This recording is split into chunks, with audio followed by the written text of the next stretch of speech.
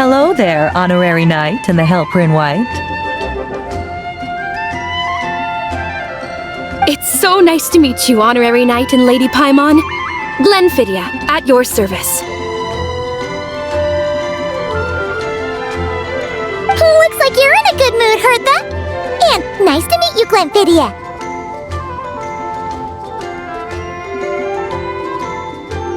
By the looks of things, you're about ready to open?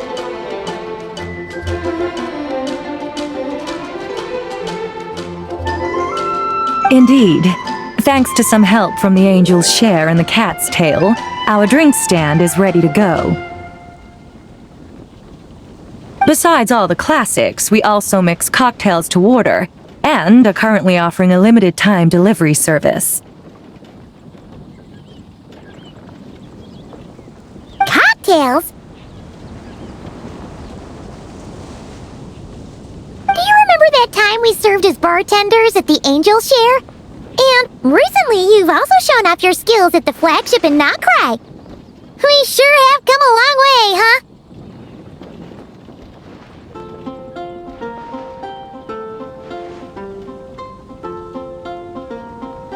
The only thing is, our current drink selection is quite traditional, and it stopped feeling fresh long before the expedition began. To offer everyone some more exciting choices, we're planning to revamp our menu.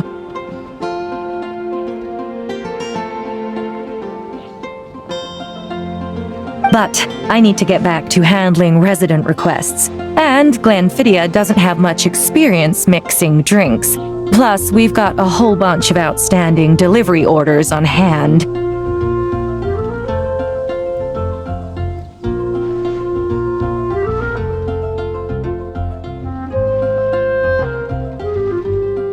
Honorary Knight, if you're free, could you maybe help us out for a while, just until my other squad gets back from the Stormbearer Mountains?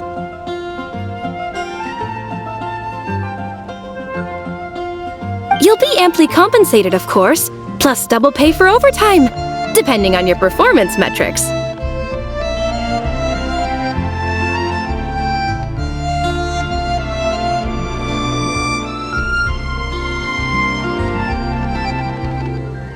Paimon's not sure what performance metrics are, but she's happy to help with deliveries.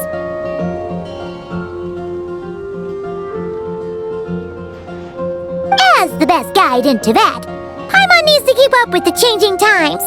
Besides, this will give her the chance to explore the city and stay up to date with all the recent goings-on. Working with you two is always such a breeze. I'll do my best to support Lady Paimon in any way I can. I'm very skilled when it comes to things like portioning out drinks. All right. Well, if you're ready to, then let's get to work.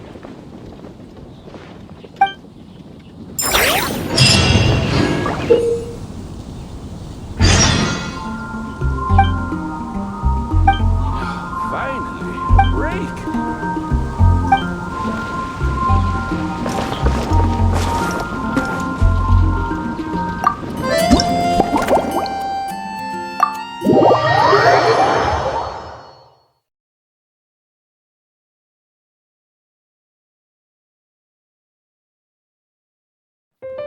Oh my!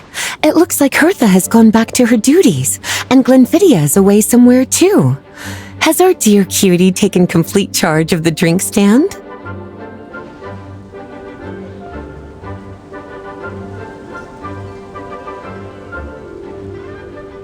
Wonderful! Now I can order without worrying about ending up with one of the logistics company's specials. The type of drink that keeps you awake all night, leaving you no choice but to pass the time working.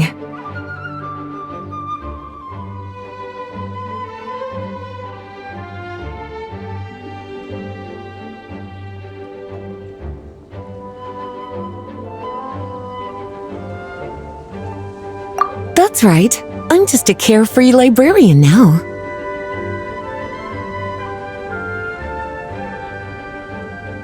If only there weren't so many people with overdue books, and I didn't have to go door to door to get them back.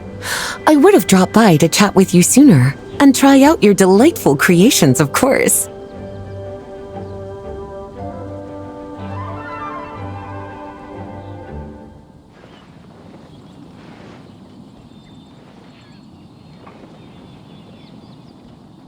Let me think. I don't really have a favorite drink. Just wrestle me up something rejuvenating that'll lift my spirits. And if it could help me nod off to sleep later, that would be even better.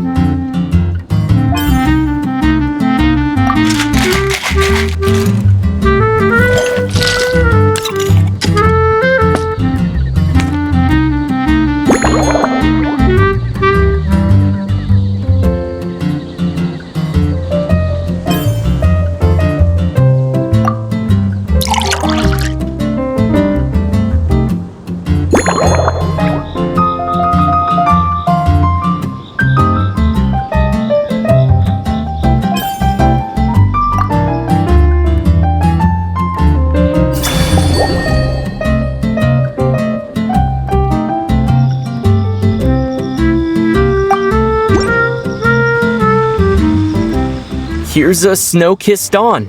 Hope you like it.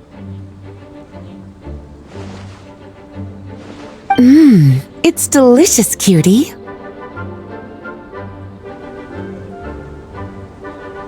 Pleasantly tart, sweet, but not cloying, smooth on the palate, with a refreshing aftertaste. If anything, though, I seem to be feeling a little more energetic than I'd like. Perhaps you've unwittingly unraveled Glenfiddia's secret and concocted an even more effective pick-me-up?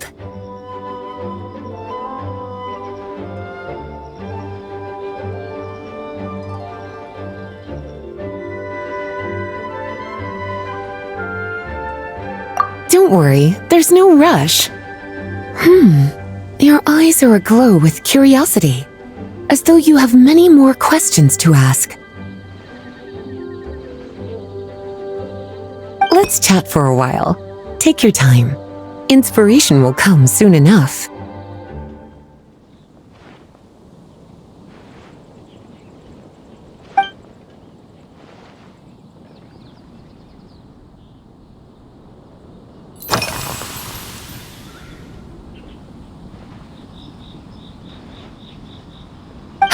Since you're asking, it's been a bit of an unusual day. There's a chef, fresh out of training in Fontaine, who's recently taken up a position at the Goth Grand Hotel. She borrowed our most valuable book, the Mondstadt Millennial Compendium of Desserts.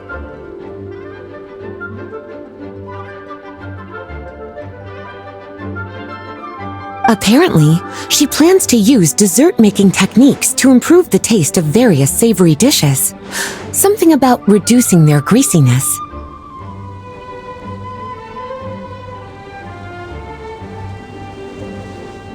Indeed, and judging by the results, she rather overdid it with the caramel sauce. What should have been fragrant meat slices ended up tasting nauseatingly sweet.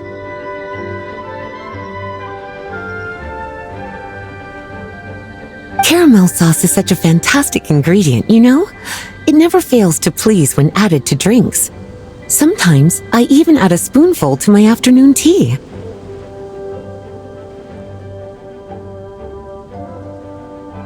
Improving food, I suppose, isn't always about being as creative as possible.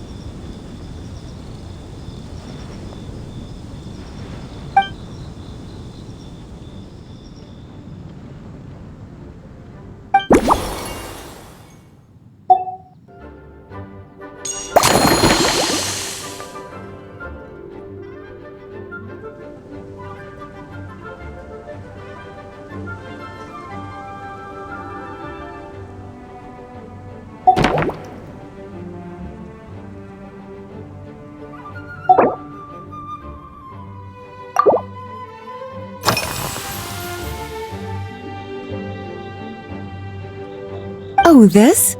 That was for another of today's little errands. A large contingent of the expedition team will be returning to Mondstadt soon. They've been away for such a long time, so there's a good chance many of their tastes have changed.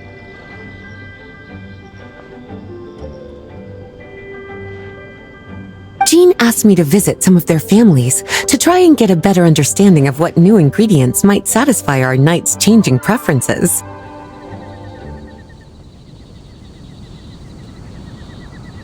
Well, they've all devoted their blood, sweat, and time to protecting Mondstadt. They deserve some care and respect in return. Based on what I gathered, the most requested ingredient was cacahuatl from Natlan. It seems like our knights have developed a taste for cocoa. In their letters, many of them mention that they rely on cocoa to keep themselves energized. I've tried hot cocoa myself, and I must say, I find it just as effective as coffee when it comes to staying alert.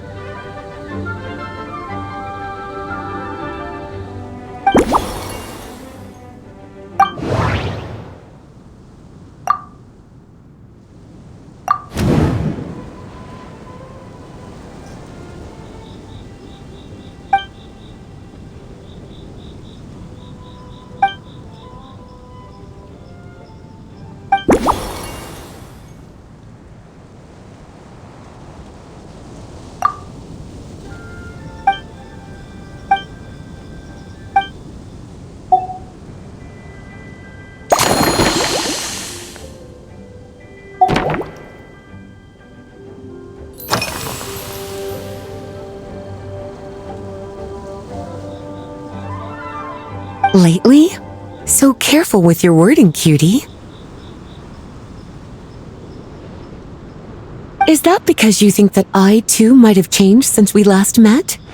Or simply because you can't remember?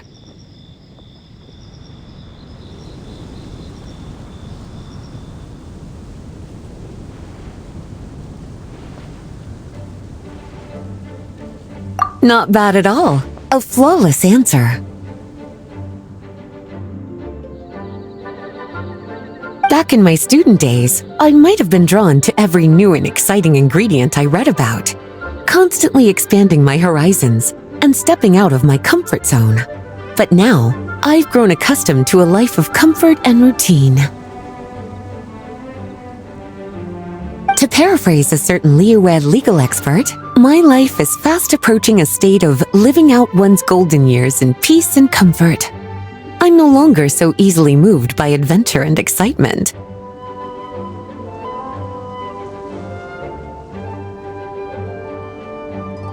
I'm sure you remember, a few years ago, when we were adventuring together, you found me that sweet-tasting alchemical ingredient. Well, my tastes haven't changed a bit since then.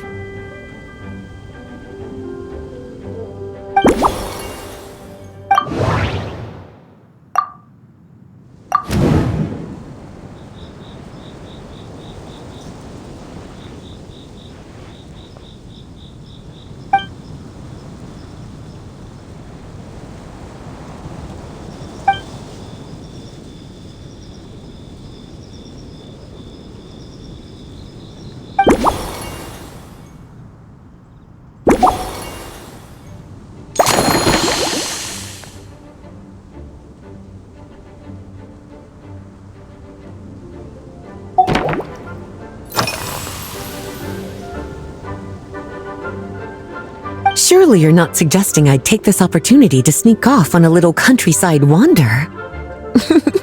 You caught me.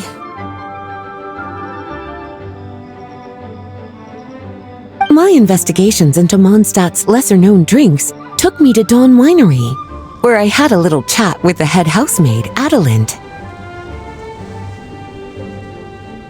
On my way back, I ran into Emmetall out on patrol. She'd encountered some monsters she didn't know how to deal with, and in her desperation, asked for my help.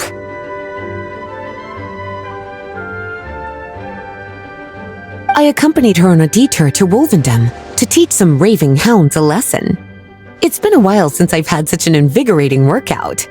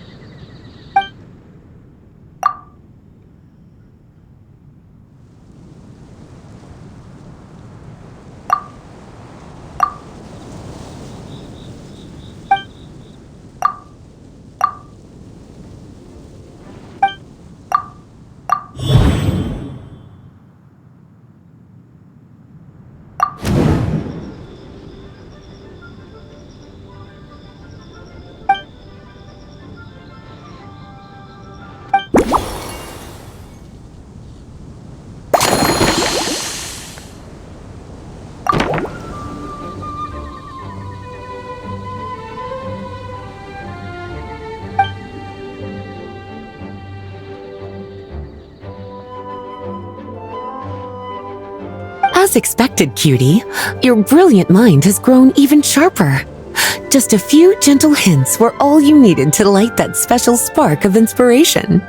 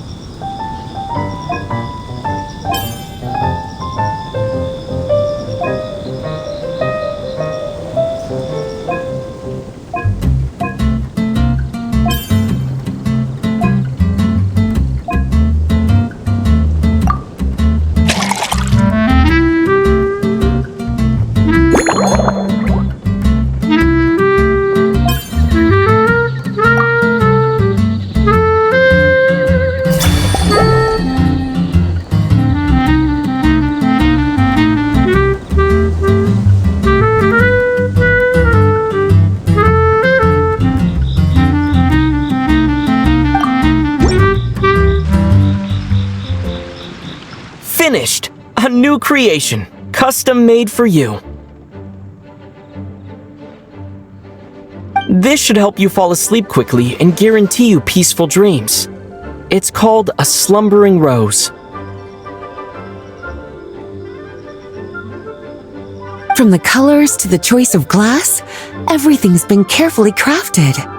You've turned it into a completely different drink. Based purely on appearance, it's exactly my style. Time to see how it tastes.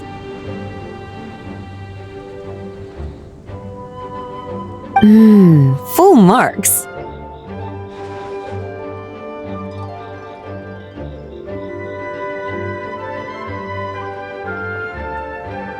It's like savoring an exquisite dessert before taking a stroll along the shore of Cider Lake, with a gentle breeze caressing your skin, relaxed and at ease. I no longer feel drained of energy, but neither am I overstimulated.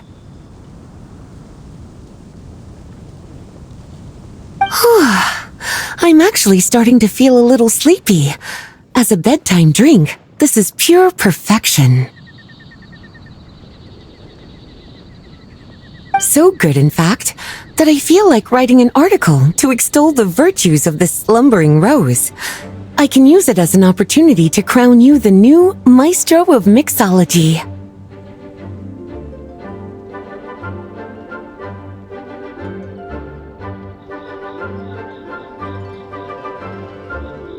Speaking of lakeside strolls, why don't you join me next time there's a clear, warm day when the sun is bright but not too harsh?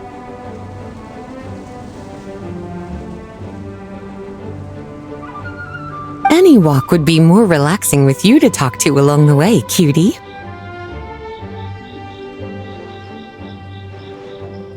Then, when we get back, you could fix me up another glass of slumbering rose.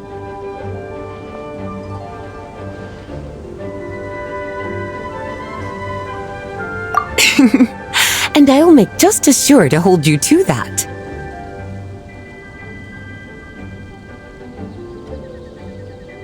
When the time comes, I won't accept any excuses.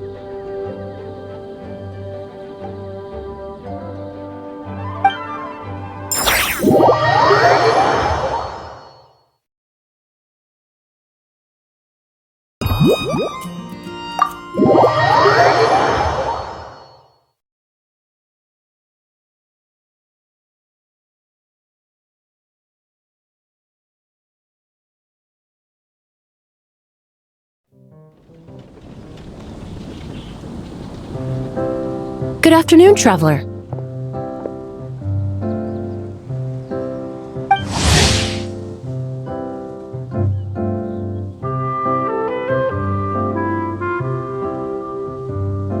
I didn't expect the honor of witnessing your harmonizing talents here in Mondstadt.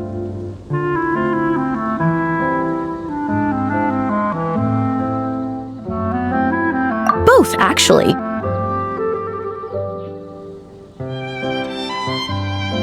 A lady calling herself a mage asked me to come manage her flower shop.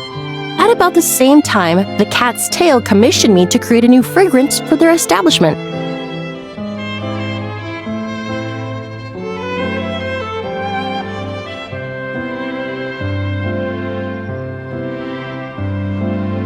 Ending today's busy schedule with a drink crafted by you in person is truly a wonderful reward.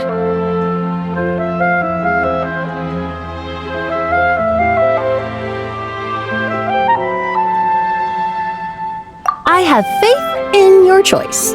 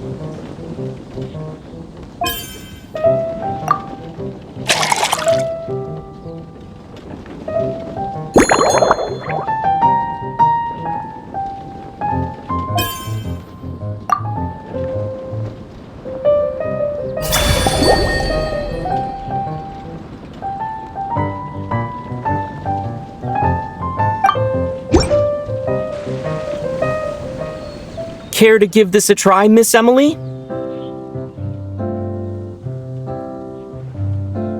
Your artistry is truly a pleasure to watch.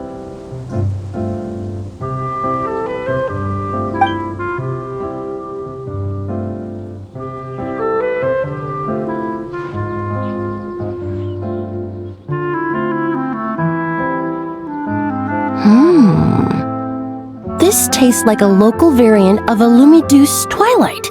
Am I right? The gentle and elegant taste, with its distinct layers combined with a hint of Mondstadt's characteristic scent, offers quite a welcoming flavor, all the while avoiding potentially discordant aromas.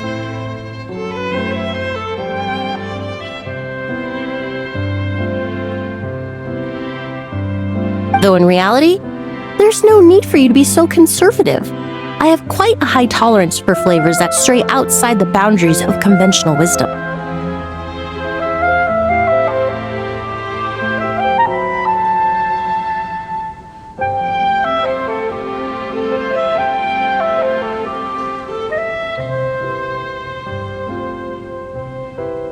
Your drink was nice, but it would be perfect if you could make one with a little more depth.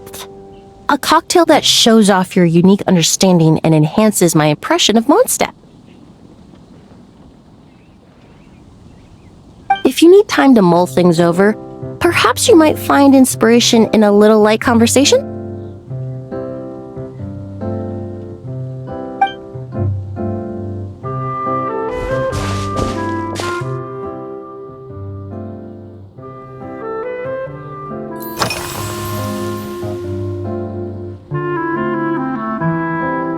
Oh, thank you for asking. It's been going well, though this trip to Mondstadt has presented some unexpected challenges.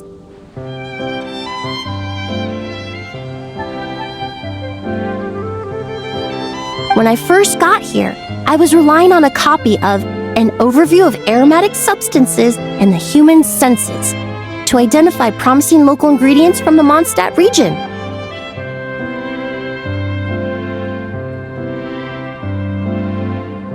To my surprise, my trial fragrance, which used valberry as the primary note, proved far too sweet in the context of a tavern, relaxing people so much that they ended up feeling drowsy. The bartender with the beautiful ears, for instance, fell asleep right at the bar.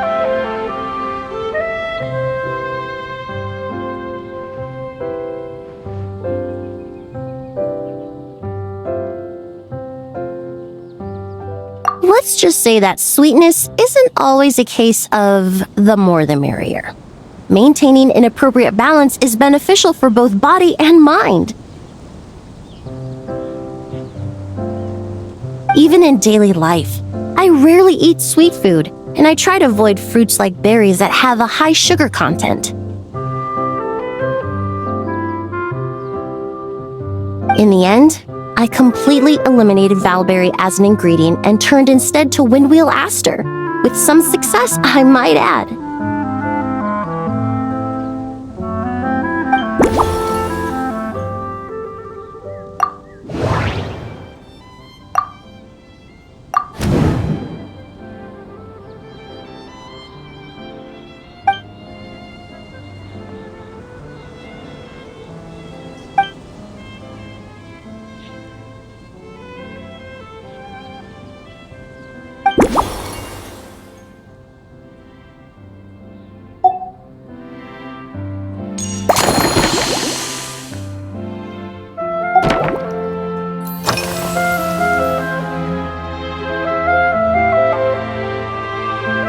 They're part of my reward from the flower shop owner. Important ingredients for making perfumes. Thanks to these, I was able to complete my commission for the cat's tail. I studied Mondstadt's Cecilia flowers many years ago. In fact, the fragrance of Cecilia in certain fields has become synonymous with Mondstadt itself.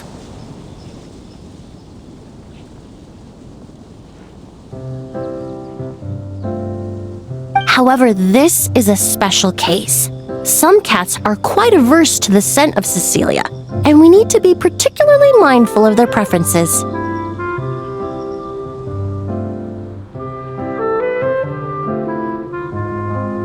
Windwheel aster.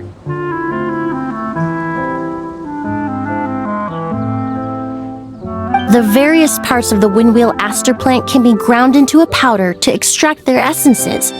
I then blended the scents from its petals and leaves. The result carries the intoxicating sweetness of mead, while still emphasizing the fresh notes contained within the flowers, stems, and leaves.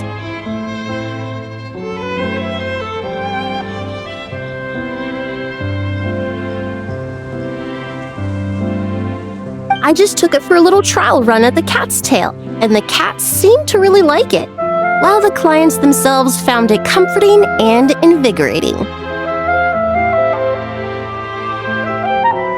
Extracting exquisite fragrances from ordinary overlooked ingredients? Oh, that's what truly brings me joy.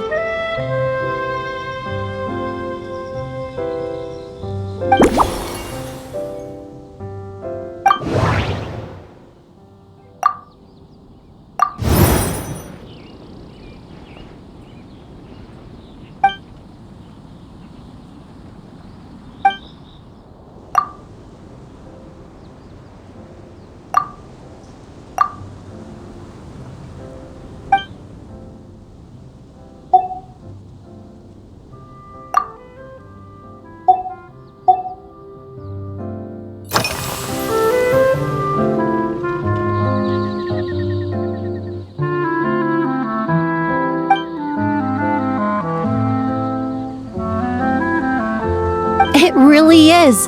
A while earlier, I watched a whole run of fair weather clouds float by, fluffy as pillows. It's not overly humid either, and the wind is gentle too. In such conditions, one's sense of smell is heightened, but not to an excessive degree.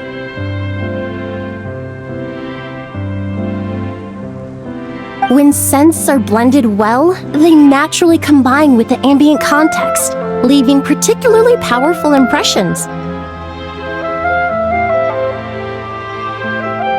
It seems something similar is true for mixology.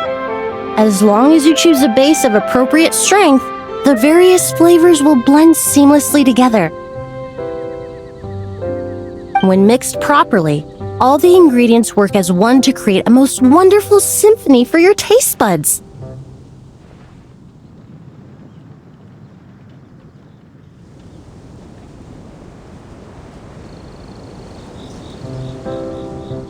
Yes, that's it. Now I think about it, layering distinct flavors doesn't really suit my personal preferences.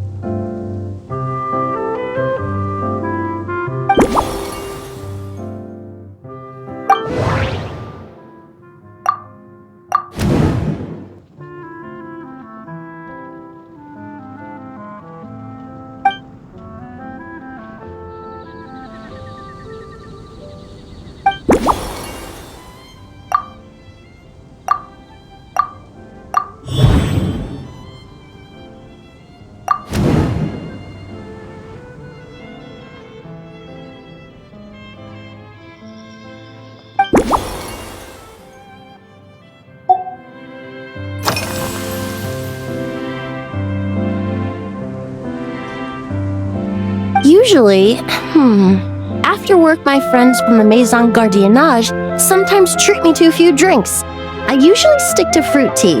That way I can get straight back to work after our gatherings.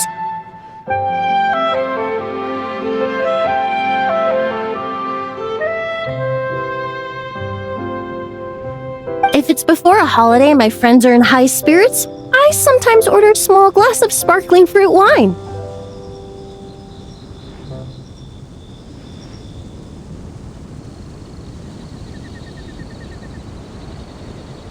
There was an officer named Terena who used to treat me to aged Corte wine. But since she was transferred to the Special Security and Surveillance Patrol, we haven't had the chance.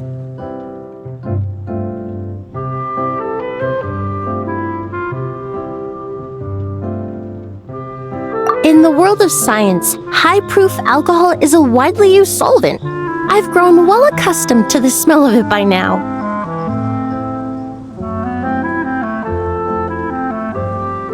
Besides, when I'm slightly tipsy, my state of mind changes, which in turn alters my approach to perfumes.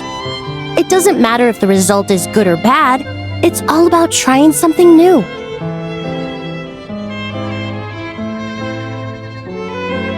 So I don't mind drinks with just a little bit of alcohol, but I don't like anything too strong.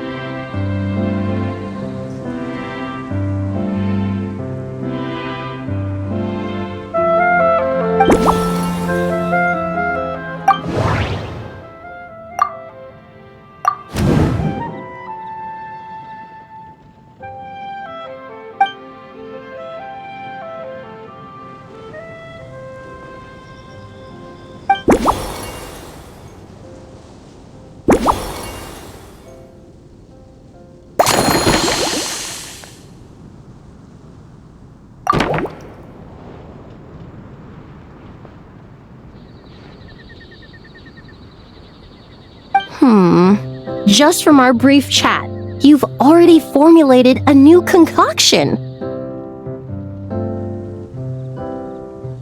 Perhaps you possess a natural talent for this kind of creative work.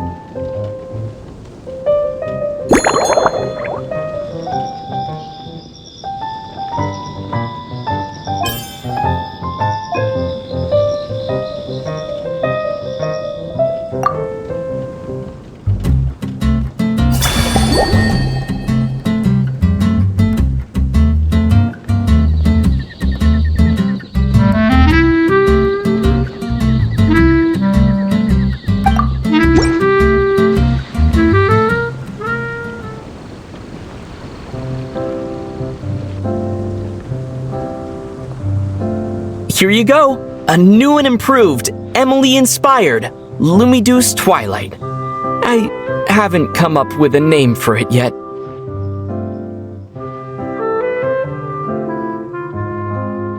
The colors are cooler and more refreshing, and the fragrance is delightfully subtle to match.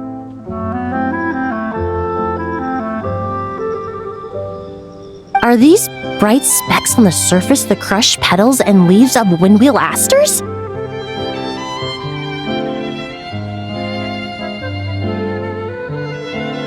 I'm sure it must taste wonderful. Let me try.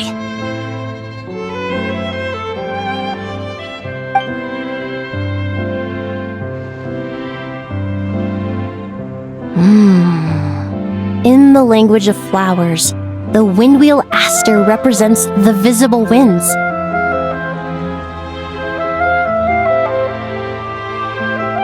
Your cocktail not only captures their form, but also the fragrance they carry.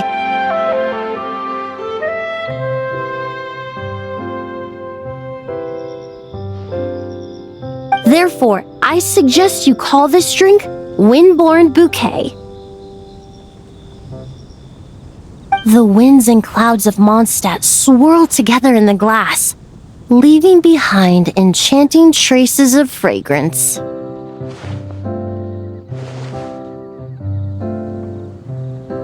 Really? Perhaps it's just a habit of my profession. I'm glad you like it.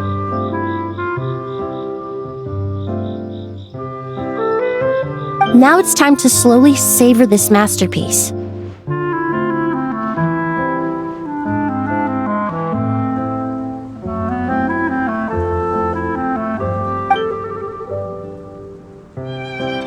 Thank you so much. This trip to Mondstadt has been so rewarding.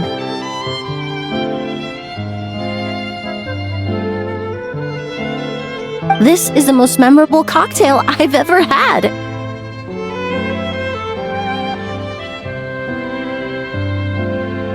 Once I get back to Fontaine, I will attempt to recreate this moment as both a fragrance and a perfume.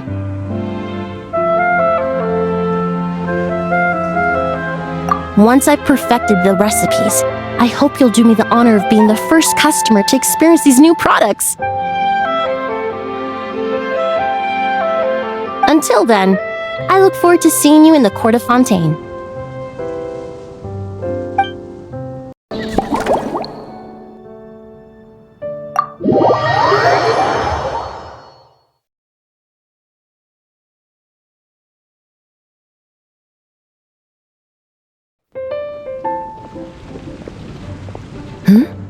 So you're looking after the drink stand now. If I'd known sooner, I would have stopped by this morning.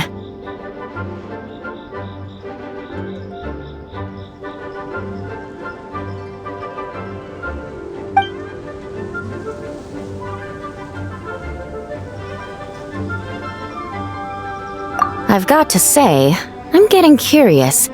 I've heard a lot about your mixology skills.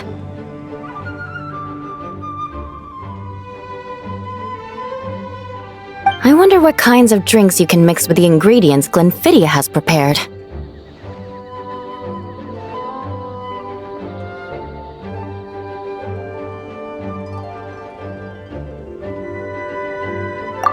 I don't have much of a choice. It's just one thing after another right now. First off, the Knights of Favonius annual combat assessment is coming up. And this year, the standards are higher than ever.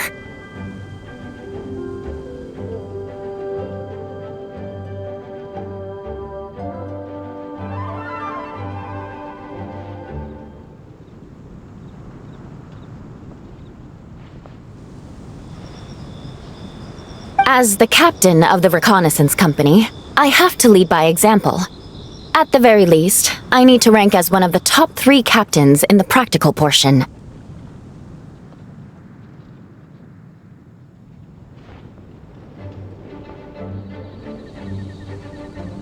So, I've been intensifying my training lately.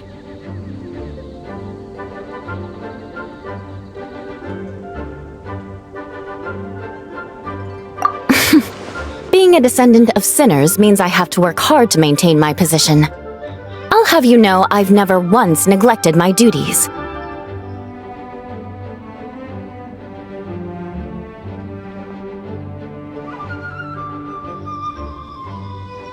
Anyway, on top of all that, the General Affairs Company has invited a renowned champion duelist from the court of Fontaine to come here for a swordsmanship exchange.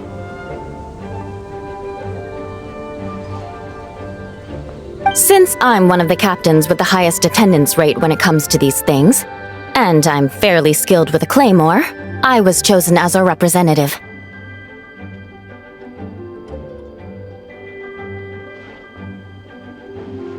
I have to prepare thoroughly to make sure I'm a serious match for the champion duelist.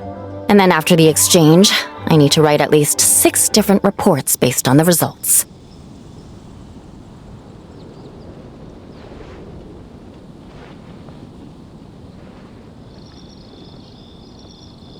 Oh, I sure could. Anything that'll perk me up would be welcome. I'll leave the details to you.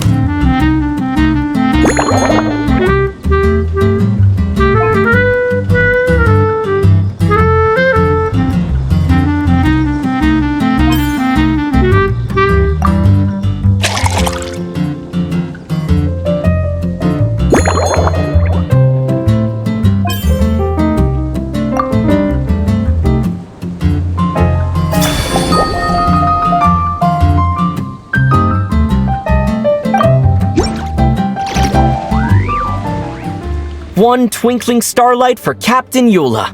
Hope you like it. Judging by your confident tone, I'm certain I will. Well then, I'll make sure to savor this thoroughly.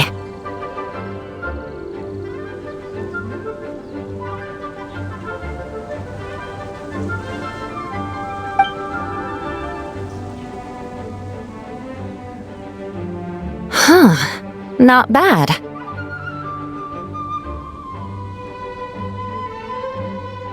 Sweet and tingly, with a delightful airiness. The fizzy water really brings it to life.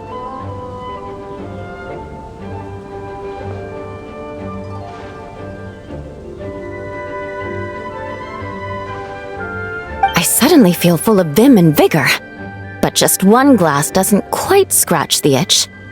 How about something with a bit more bite? Don't hold back. You don't need to worry about putting me on the floor with nothing but a couple of drinks.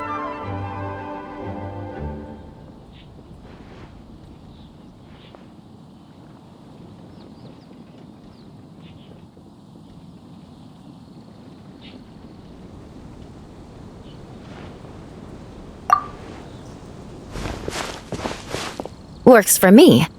The first company hasn't assigned me any paperwork for tonight, so I'm free to catch up and try your new creations at my leisure.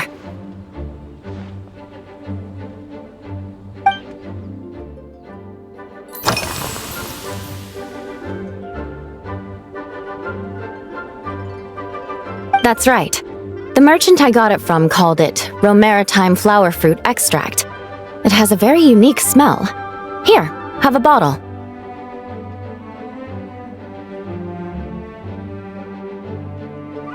Oh, it's a necessary courtesy. In that book Miss Magistus lent me, The Blade Dancer, 20 Years On, it says, after a duel, a Fontanian swordsman will politely invite their defeated opponents to a banquet.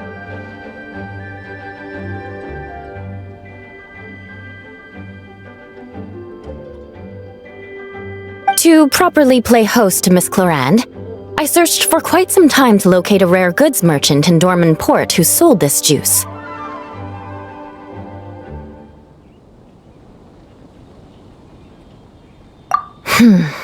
I had my doubts at first, too. But Amber said something that makes a lot of sense. She said that even if this custom doesn't really exist, following it still shows I've made an effort to understand Fontaine's cultural heritage.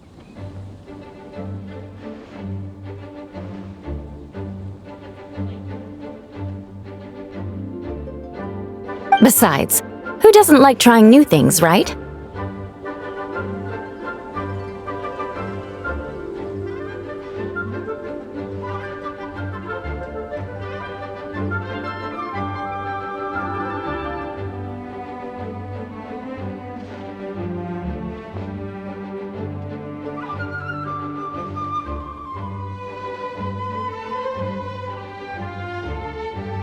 I'll treat Miss Clorand to this juice at our post-training banquet.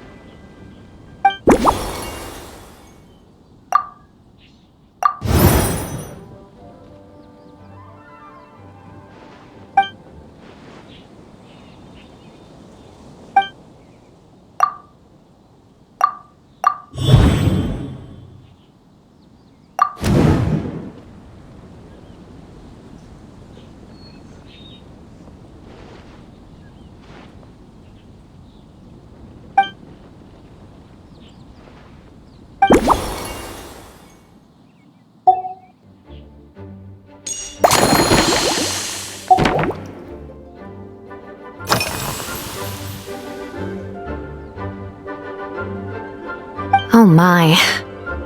To be honest, I'm eager to begin, but also a little nervous. Miss Cloran's combat style comes from the mysterious Marechaussee hunters. In the library, there are some old Fontanian newspapers from hundreds of years ago that give some idea of how formidable an organization it was.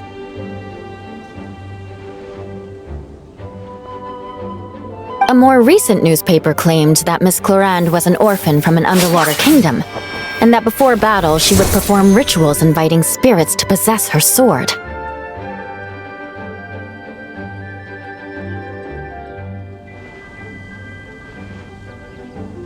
Assuming these rumors are true, or that Miss Clorand's abilities might even be more extraordinary than that, it's important that I'm prepared for anything.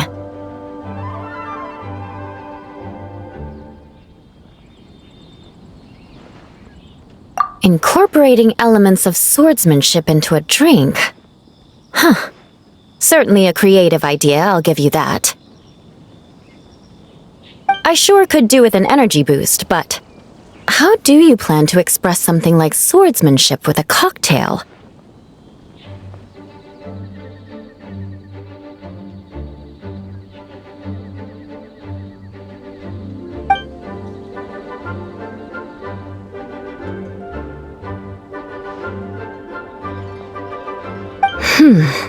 That definitely matches the description I read in that book.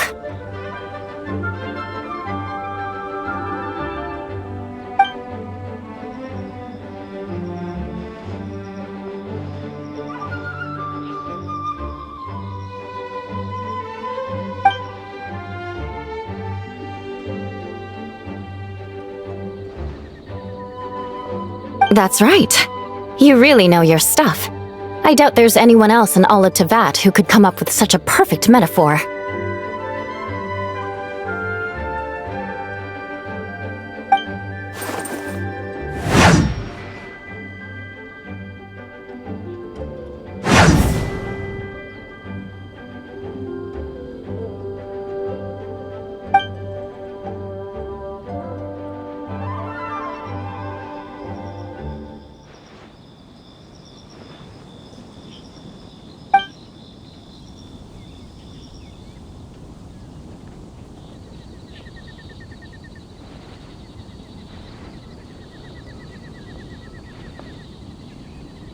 There's no need to make it sound so fancy.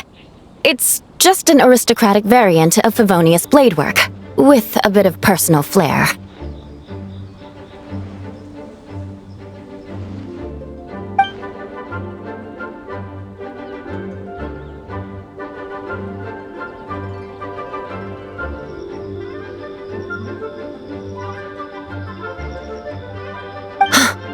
Firewater.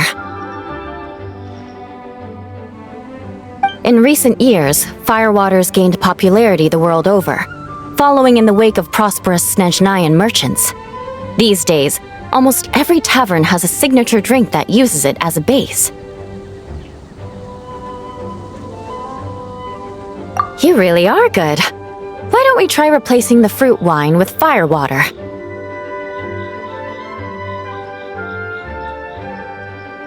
As for the alcohol content, that's not a problem. Plenty of the expedition team may have drunk themselves senseless with firewater. But me, I'm full of confidence.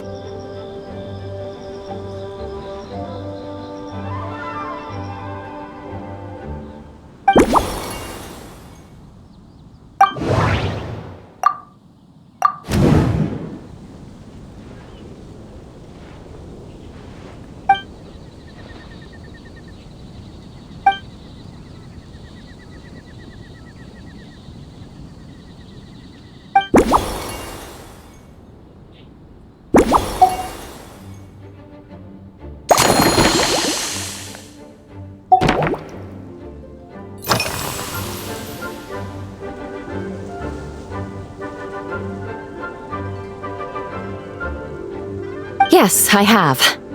For a while, the situation there was difficult. A gang of outlaw engineers was messing about with some sort of mechanism control technology, attempting to manipulate ruin graders so they could rob merchant caravans. To make matters worse, several veteran knights who had been stationed at Dorman Port were transferred to my squad, and they weren't happy to be taking orders from that Lawrence girl. Leading them on this mission was quite eventful. It took 3 weeks of stealth operations in the snow, with no fires to keep us warm, before we finally located the enemy's stronghold.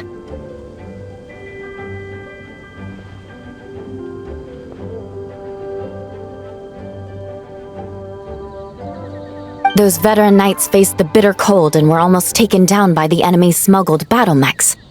Fortunately, the battle went our way, and they had no choice but to acknowledge my abilities.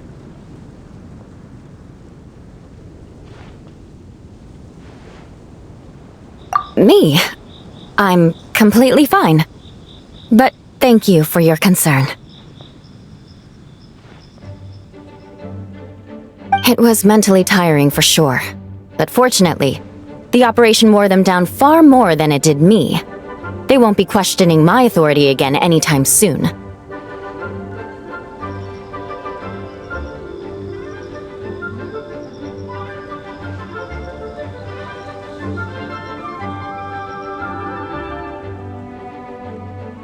If any new recruits try to make my life difficult, I'll just have my veterans give them a few friendly pointers. I guess you could call them a permanent solution, huh?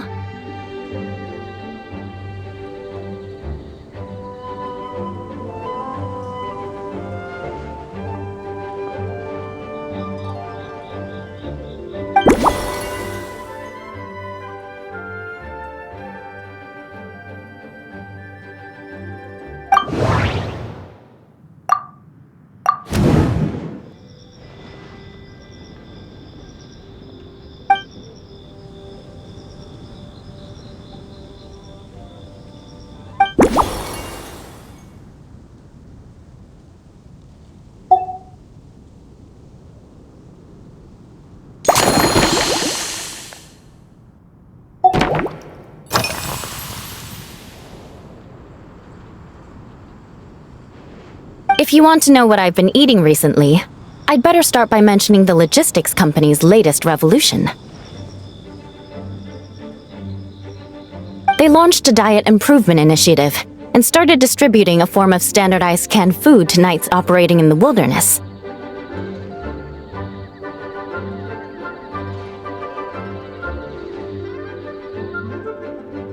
In the past, we only had dry rations. Every mealtime we had to set up pots and campfires, roll dice to choose a cook, and take turns standing guard.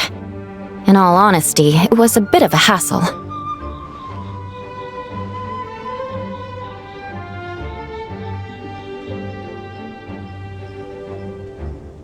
Now we just need to bring our standard field rations, comprising of 5 cans and 9 paper packages. We can heat the cans by the campfire, and then we're ready to eat.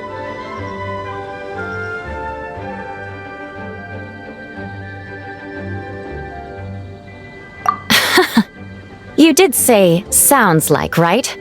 Our canned food supplier has quite the stellar reputation, and their regular meals are indeed quite good.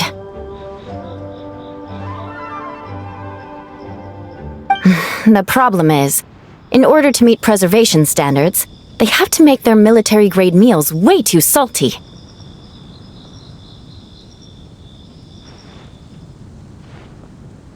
The vice captain of the 5th Company, who has a somewhat dry sense of humor, went so far as to say, "This food's bad enough to bring down the wrath of Li Yue's stove god."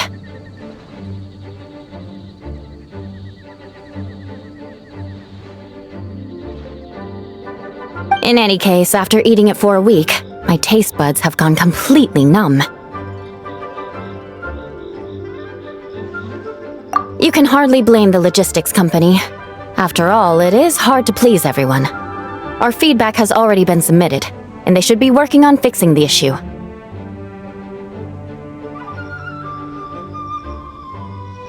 Of course, having fresh meals prepared in camp by a dedicated company chef is still the best option.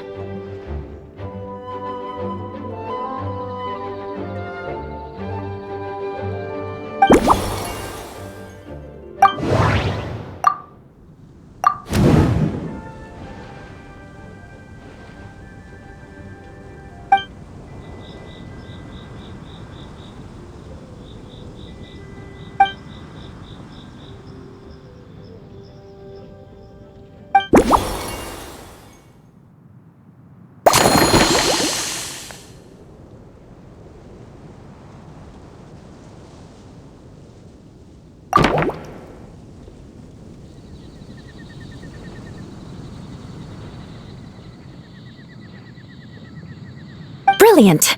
I'm looking forward to seeing how you do.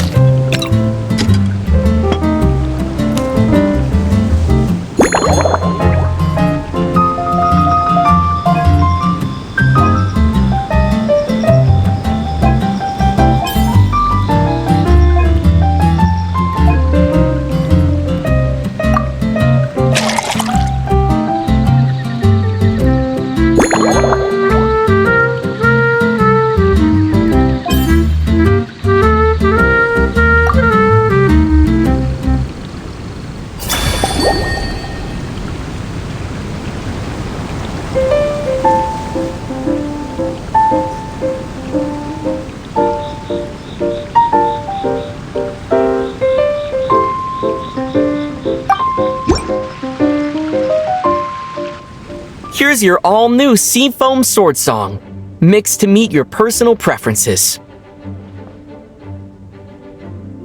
Oh my, what beautiful colors! And you even added my Romaritime flower fruit extract.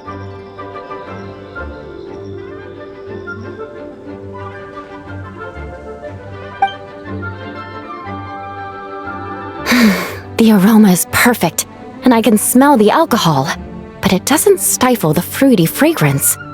Let's see how it tastes.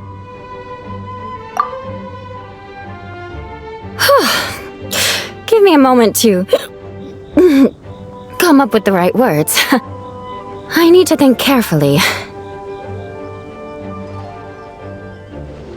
I know it's unbecoming of a lady, and a proper connoisseur would savor their drink slowly.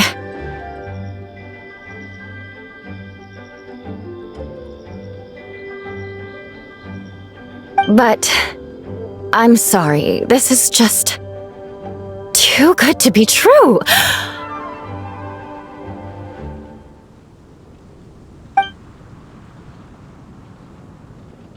Can you mix me another?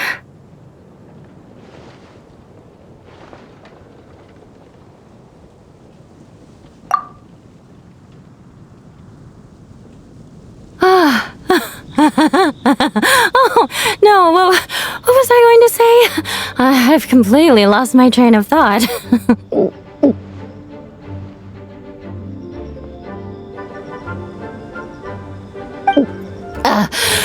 Whatever. I feel fantastic. This cocktail. Oh, it's the best I've ever had.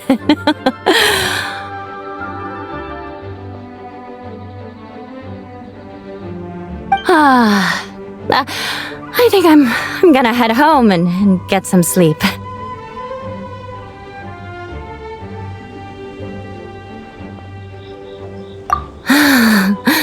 Don't worry about me. This is the happiest tipsy I've been in years. I'm still far from being drunk. By the time I've gone a few rounds with that, Miss Chlorinde, and completed my reports, I'll have been on duty for 3 months straight.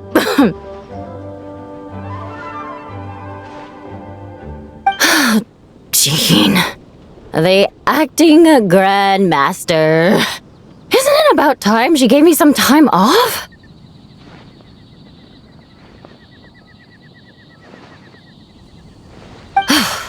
I won't be forgetting this injustice in a hurry.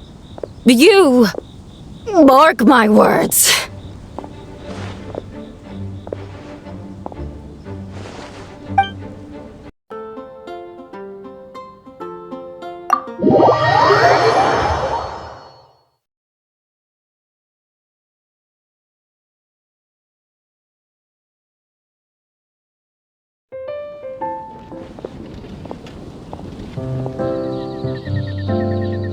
Suspicion confirmed.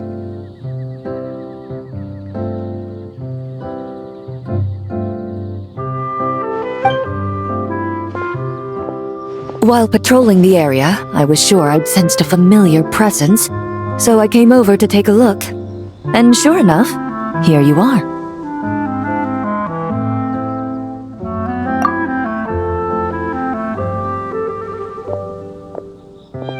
If Miss Charlotte were to see you like this, I'm guessing she'd take 100 pictures and write up a report.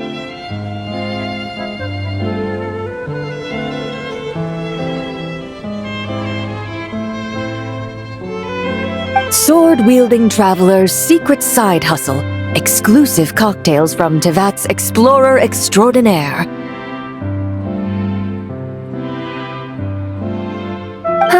You'd make the front pages of every major newspaper, and there'd be crowds of Fontanian tourists flocking to your drink stand, causing gridlock on the streets of Mondstadt.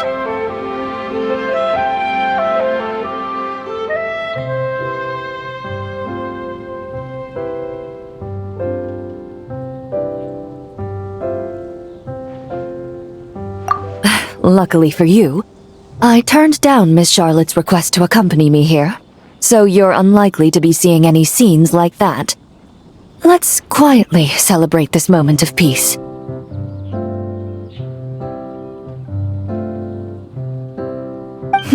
And on that note, I'd like a caramel glaze.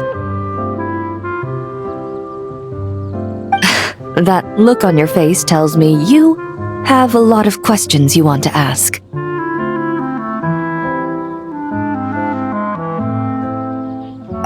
Calm and effortless. I'm shocked to learn you're a real pro at this sort of thing.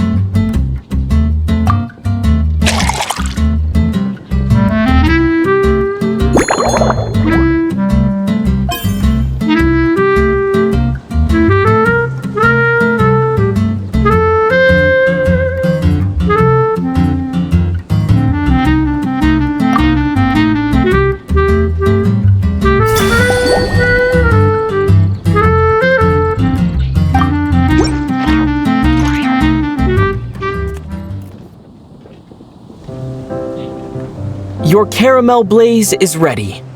Try not to drink it all in one go.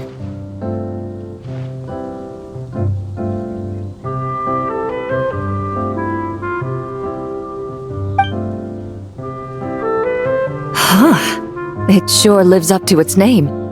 The color reminds me of a raging fire, while that aroma really hits you head on.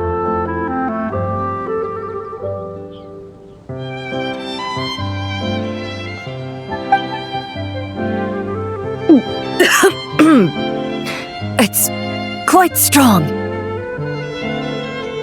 I'm all right. I just need a little time to get used to it. As I recall, the last time I drank alcohol was at a wine tasting event that Navia invited me to last year. I only had a small sip of Sassica wine, and it was nowhere near as strong as this concoction of yours.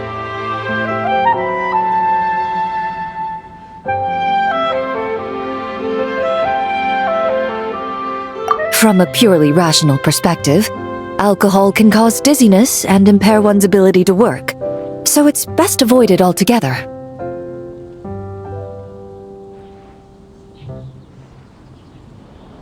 But when Miss Farina saw me off at the docks, she mentioned that Mondstadt is the land of wine and poetry.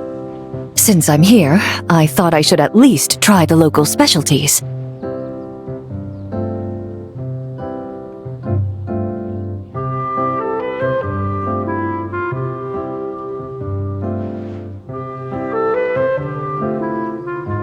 In fact, according to my intelligence, the captain of the reconnaissance company, who I'm preparing to spar with, has quite the refined taste for fine wine.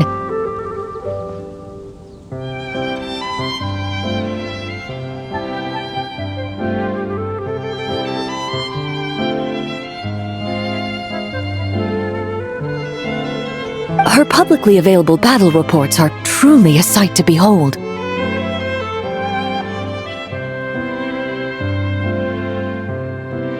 Out of the utmost respect for her skills, I feel compelled to deepen my knowledge of Mondstadt's wines.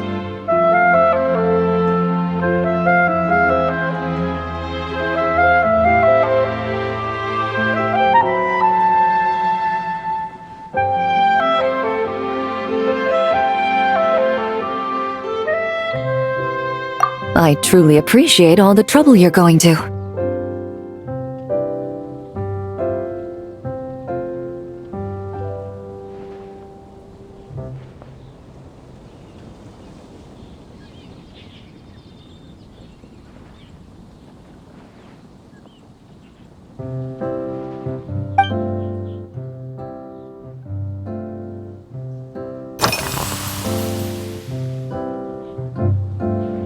Huh? Does that mean she's already finished her commission? Well, she's certainly efficient.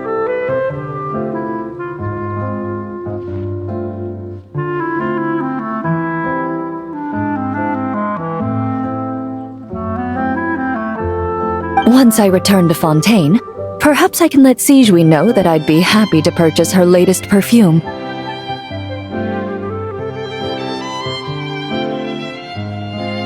I'm not sure I'd say that. On my way to Mondstadt, we happened to take the same boat. Naturally, we got to chatting.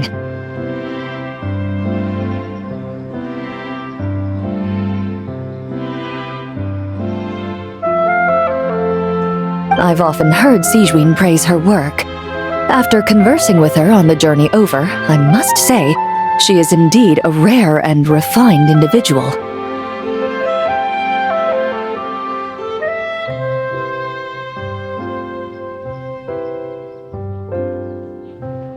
She's gentle and composed, yet keeps others at a distance. Perhaps it's due to her profession. I find this approach ideal. It allows one to maintain a lasting sense of inner peace.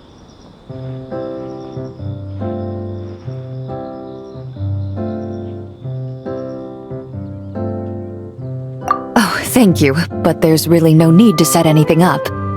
Our work rarely intersects. and our social circles hardly make for a Venn diagram, if you know what I mean.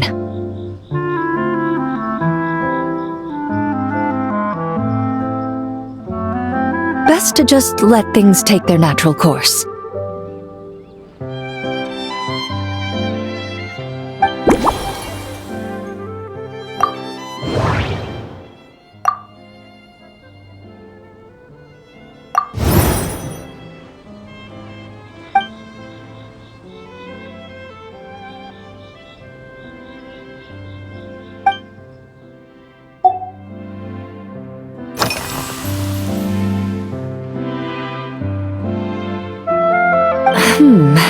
When I'm working, I often drink coffee. But with meals, I prefer a lighter tasting drink, like Buell fruit juice.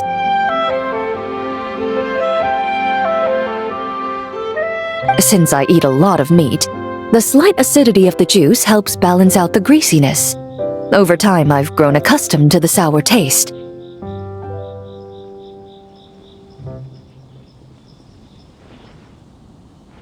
After the swordsmanship exchange, the Knights of Favonius rather kindly treated me to some traditional Mondstadt cuisine. I had 8 different meat dishes, and all of them were excellent. The portions were huge, and only the highest quality cuts were used. Everything was cooked to absolute perfection.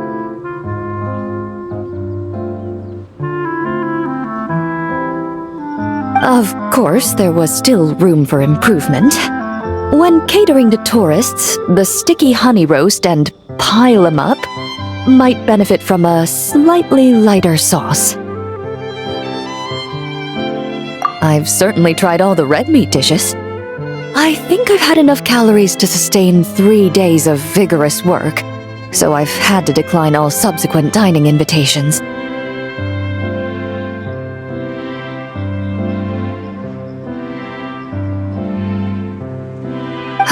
To be honest, I can still taste the grease.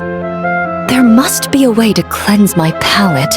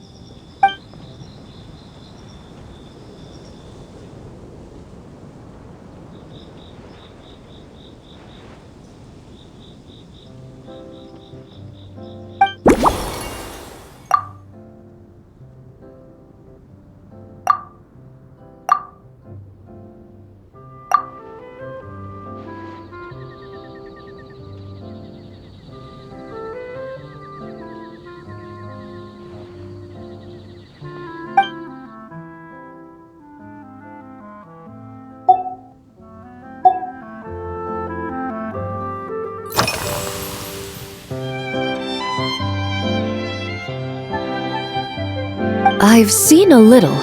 I took a stroll around the city the first day I got here.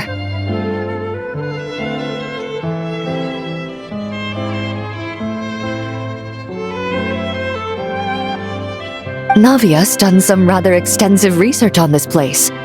Many of the scenes and illustrations for the tabletop troupe were inspired by views of Mondstadt.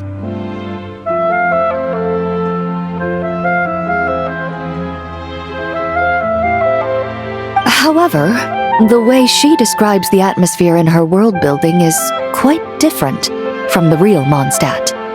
The deepest impression I've got since arriving here is one of swords and shields. Perhaps because I've mostly just visited the blacksmith and the training grounds.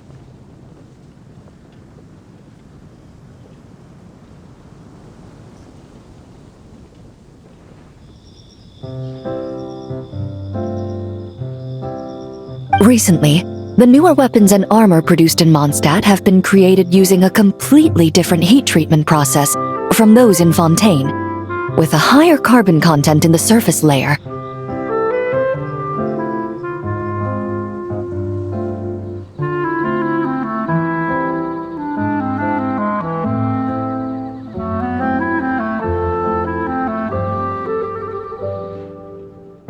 while this has slightly reduced their overall toughness, their impact resistance has greatly improved.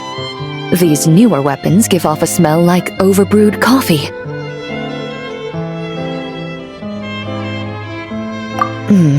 Perhaps it's because that scent gave me such a positive first impression.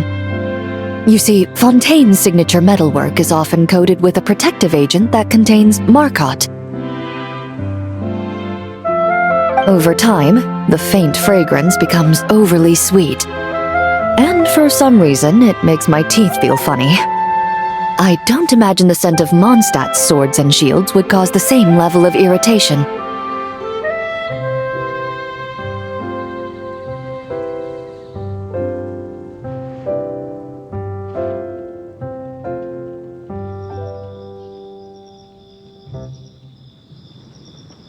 Of course, there is a solution to this problem.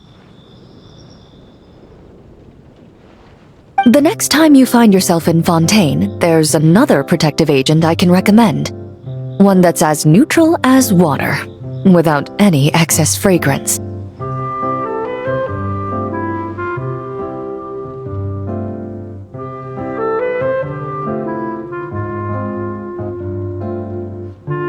If you also dislike being bombarded with sweetness, this protective agent should suit you well.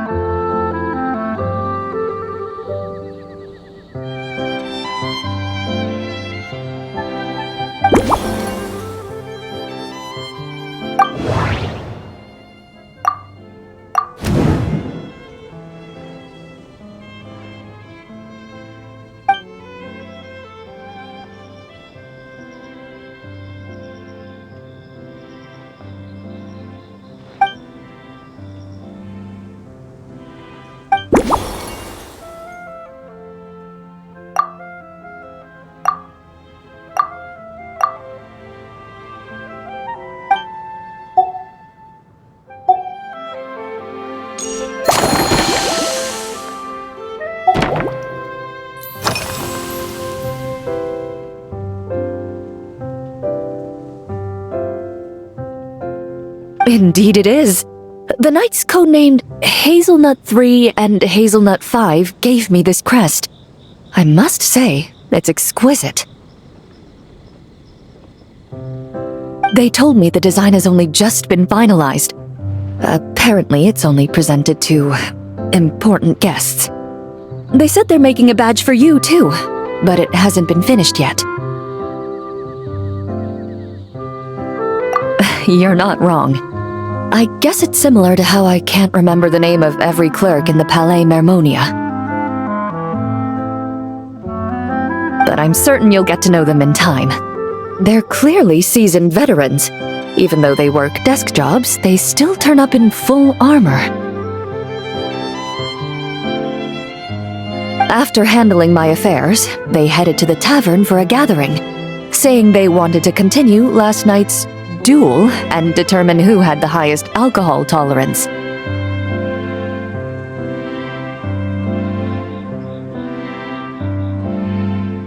Drinking barrels of beer the night before, yet being able to work with clear minds the next day.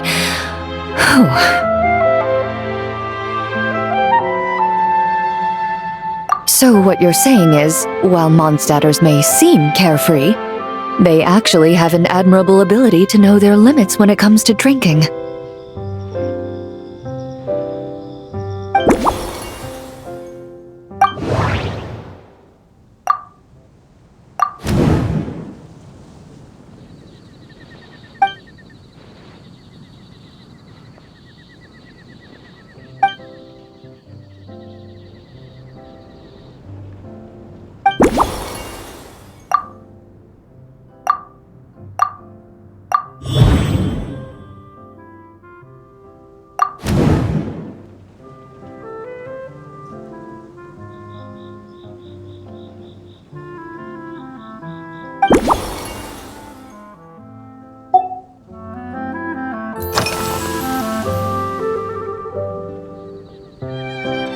Are you already planning the details of our hypothetical get-together?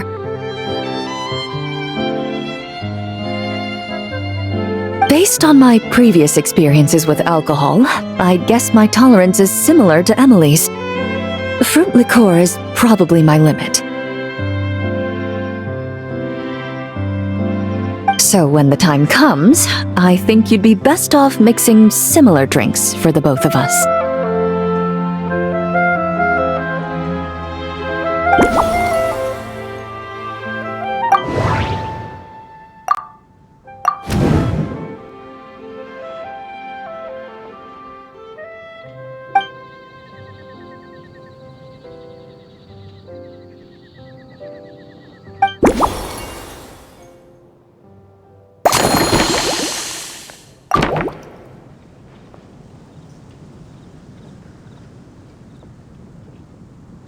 All right, I'll make sure I'm mentally prepared.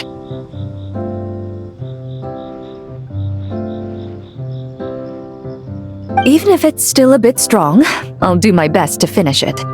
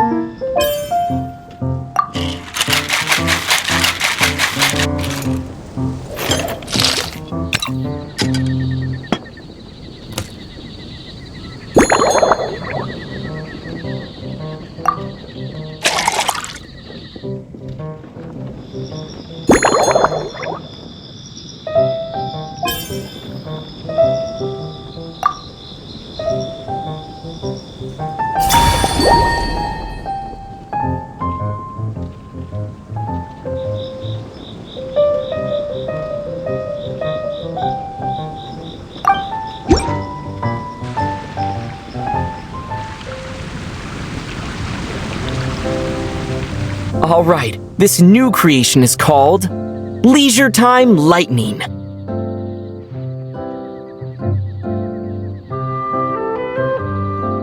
A cocktail made exclusively for champion duelists. Enjoy.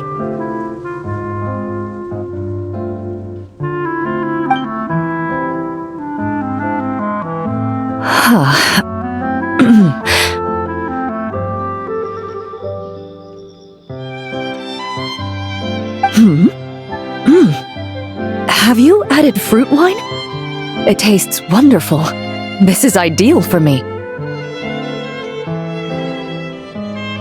There's a subtle saltiness that combines well with the tartness of the fruit and the sweetness of the caramel. Each sip balances delicately on the edge of perfection.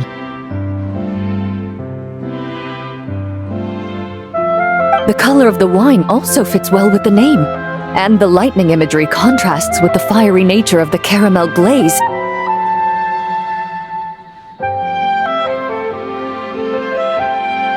But where does the leisure time part come in?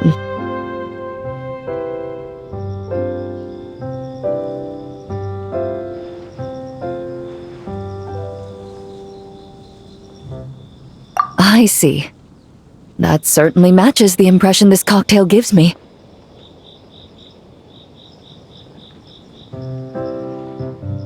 Its unique aroma and taste will hold a special place in my memories of Mondstadt.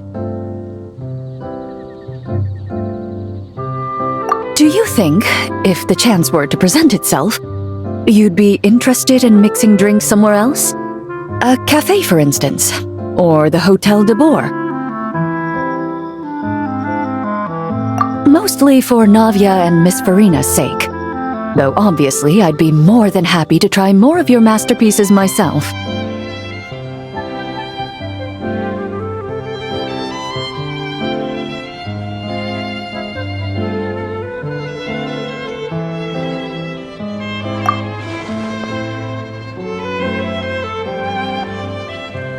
I understand.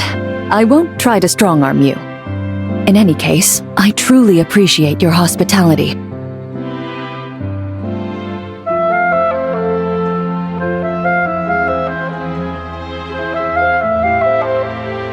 Thanks to you, whether I'm facing the powerful captain of the reconnaissance company or discussing strategy with the Knights of Favonius, I'll be in my best condition.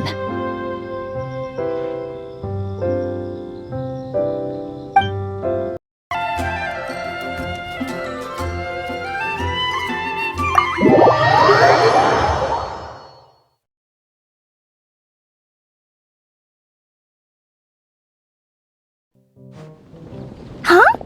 Is that Mr. Honorary Knight? Yippee! It's you!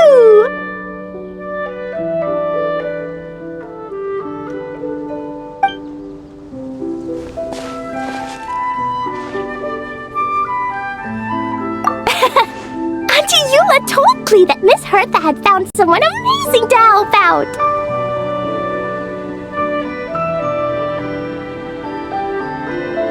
Seeing you here, Mr. Honorary Knight, Klee knows this must be the best drink stand in all of Teyvat.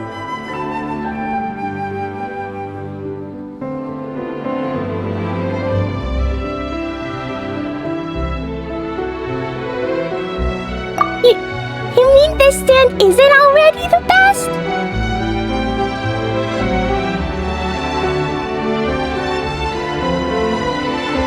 Well, out of all the drink stands Klee's ever visited, Mr. Honorary Knight's is easily the best.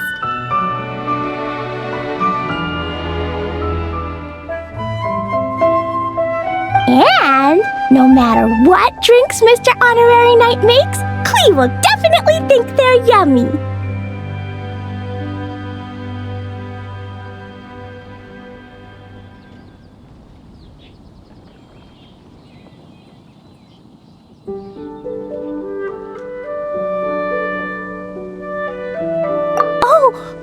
You want me to be mean?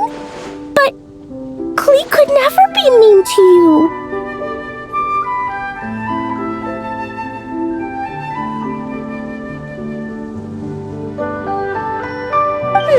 Let me think. I know!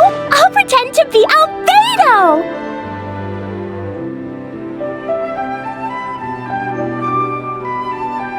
Whenever Albedo reviews Timaeus' work, his face goes super serious, and Klee can hear every word he says.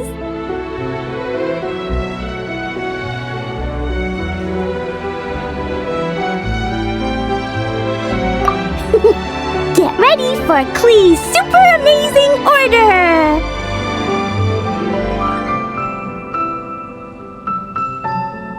These past few days, I've been having such a blast with Mom all day long! It's been so much fun! Even being sent to solitary confinement couldn't wipe the smile off my face!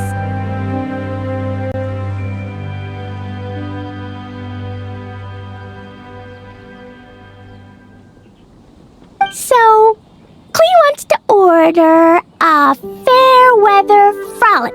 Anything like a bright sunny day will definitely put Klee in a super duper mood.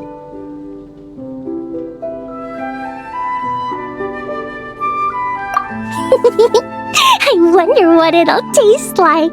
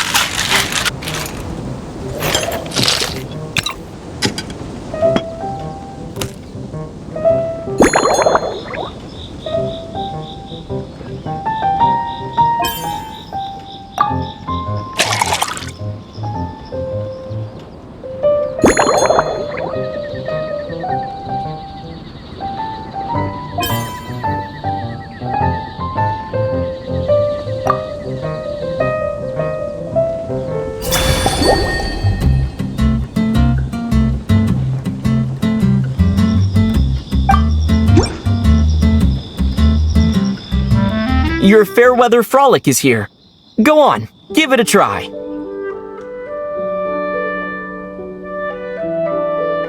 Wow! So, a Fairweather Frolic is this color? Purple sky. Is it supposed to be a bright, shiny night?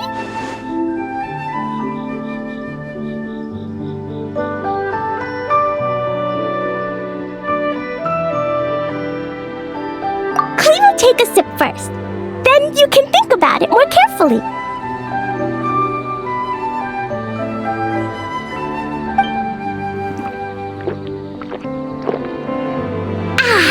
Finished!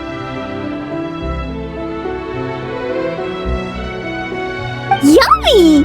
Both sweet and sour. If Klee drank this while eating grilled fish, I could definitely gobble down 2, or 3, or 4, or even 5!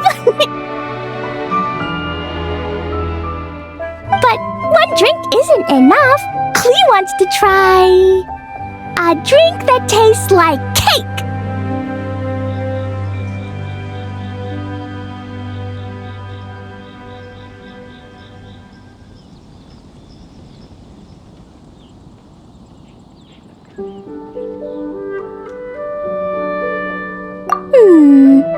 Klee doesn't know what drink to choose. Why don't we decide together, Mr. Honorary Knight?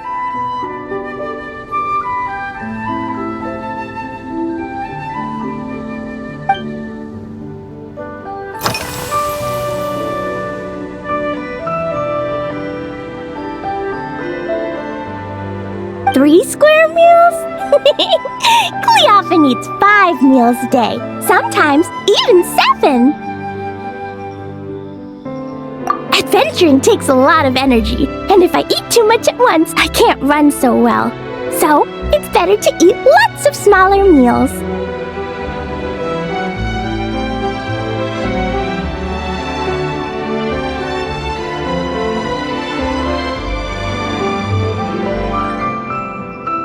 Albedo used to prepare all Klee's meals, and my lunchbox was always arranged so neatly, just like a pretty painting.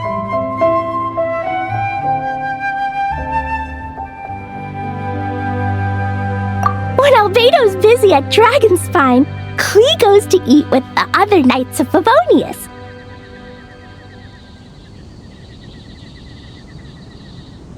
Kaya's camp is usually the neatest, while Amber sometimes camps in the trees. It's so much fun. Oh, and Auntie Hertha makes the best food.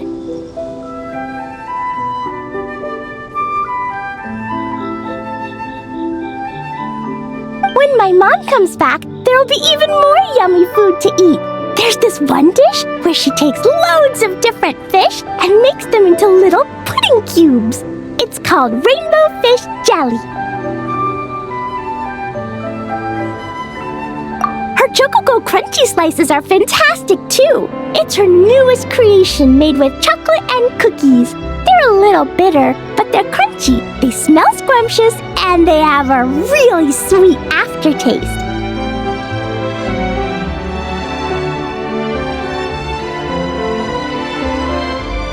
Whenever I eat them, I feel so full of energy. Next time, Klee will have to bring some for you to try.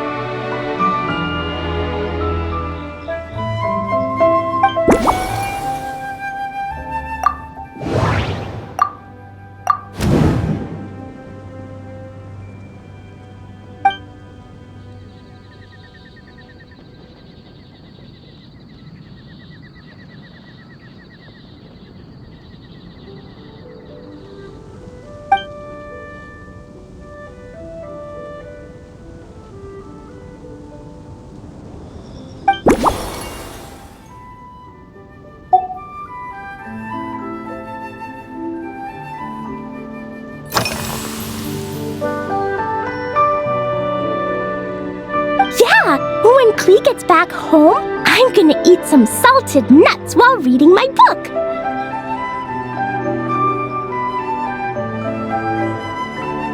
Klee used to eat cake after dinner, but Master Jean said it's too sugary, and it's not good to eat sugary things before bed. Apparently, it makes you chubby and gives you toothaches.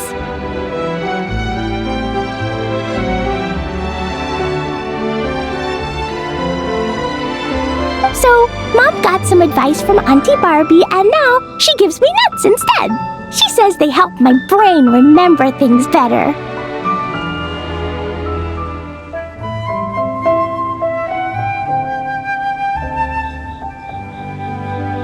Nuts don't have much flavor.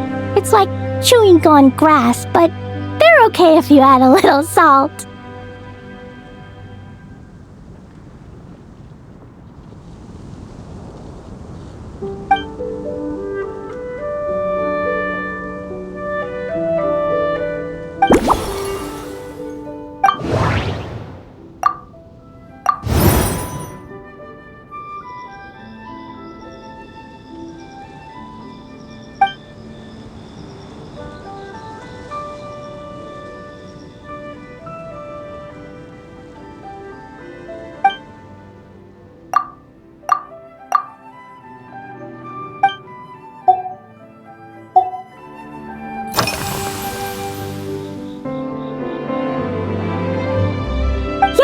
Mom gave me an amazing book recently. She said I have to read one chapter every night, learn something useful, and then go to bed early.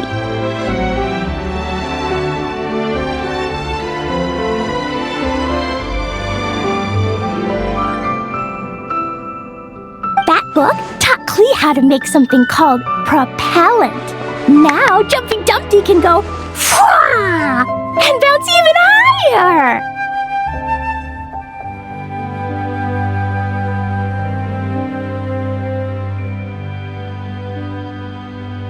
It's not hard at all. In fact, it's a lot like making bombs. You just have to be careful when trimming it down. It's like sharpening a pencil that could suddenly go boom.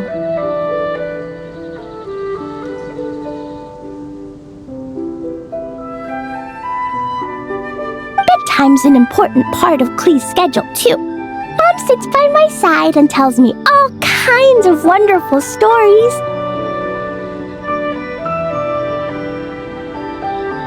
She has a lamp made of gemstones, and when she turns it on, it goes ka-bling and lights up the ceiling.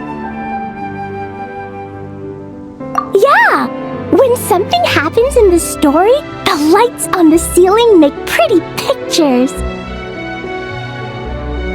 Sometimes Mom falls asleep before the story ends, so Klee has to tuck her in instead.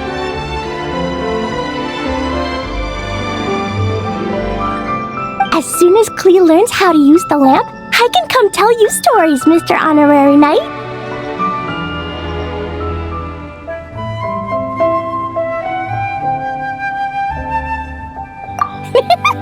Klee has memorized so many wonderful stories, enough to make everyone happy every day.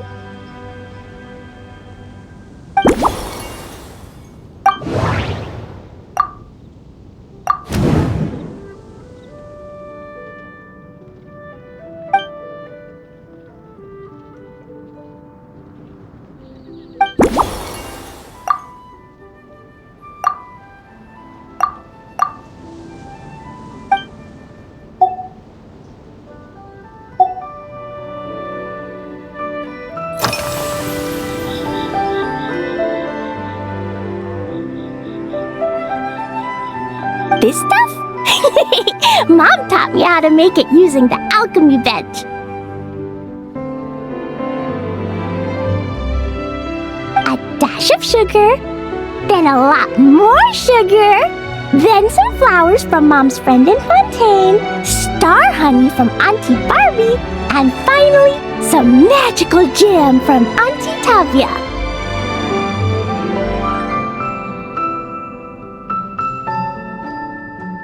Put everything together on the alchemy table, wish for the shape you want, then recite Mom's incantation, and poof! Dodoco-shaped candy! Klee can give you some Dodoco candy too if you want. And if you really like them, I can even teach you my mom's incantation.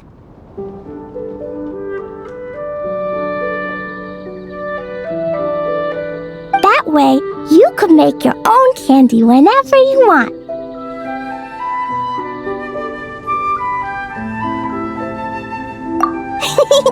If you get stuck, remember to come ask Klee. When it comes to magical candy, I'm an expert.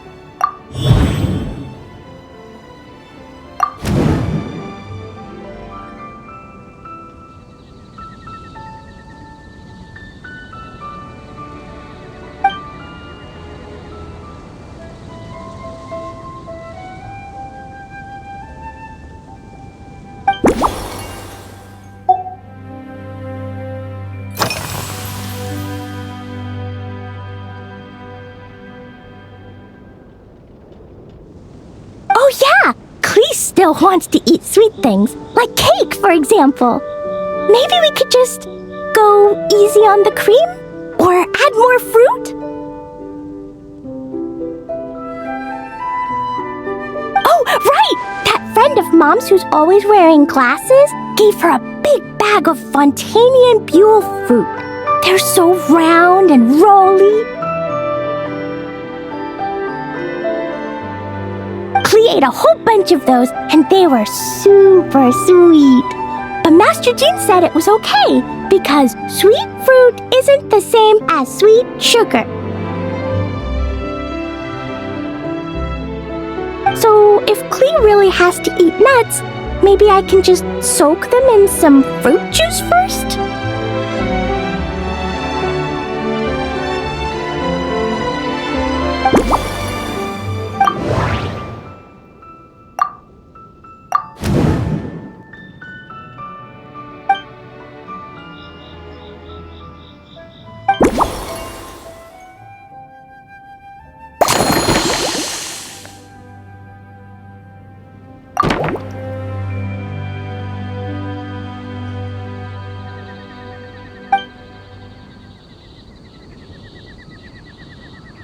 Yeah, that was quick!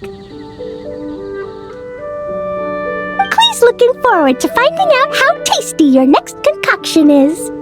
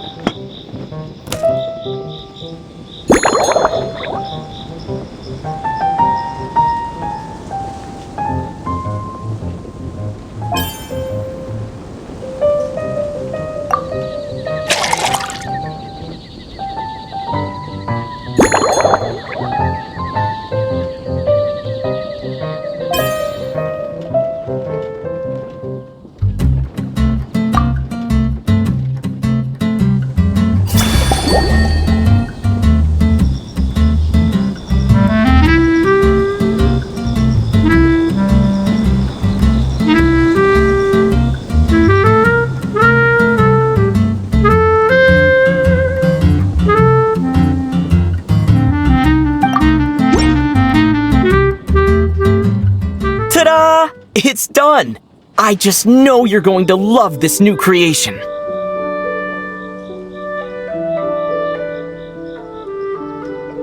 Wow! There's Dodoko candy on top!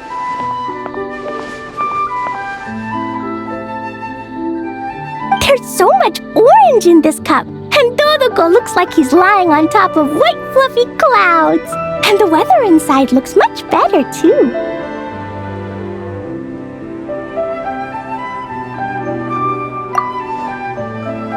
Yummy! It's so delicious!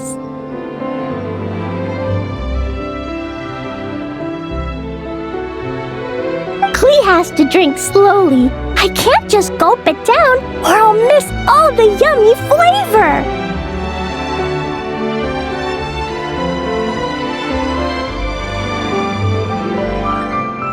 Mr. Honorary Knight, this is amazing! It's like you mixed sunshine with juice!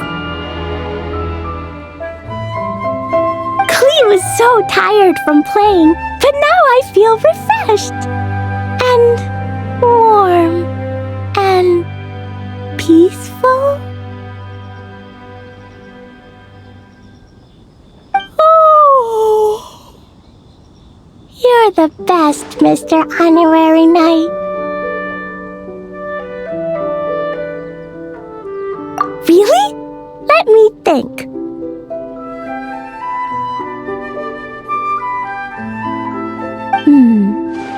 When the weather's nice and Dodoko's happy, Dodoko will want to sing, right? And when Dodoko sings, Klee wants to sing too. So, let's call it Dodoko's Duet.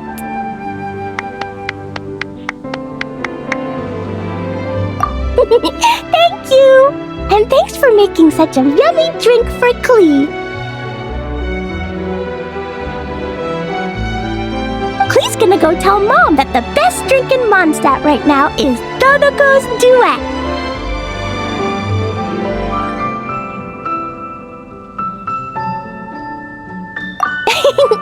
Klee's gonna write down Mom's incantation and give you a copy, Mr. Honorary Knight.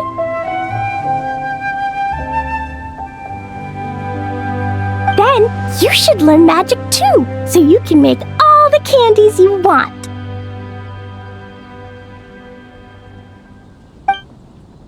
See you next time!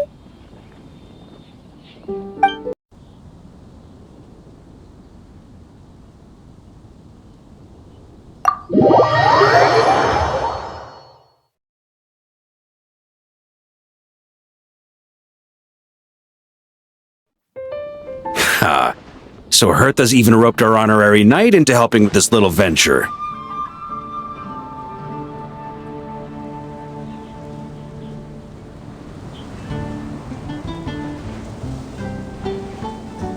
Now that I'm finally free to relax, it's time to start doing just that.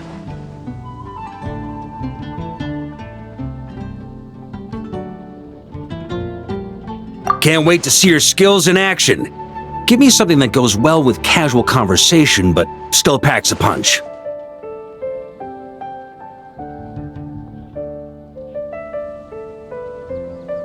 Of course they don't clash.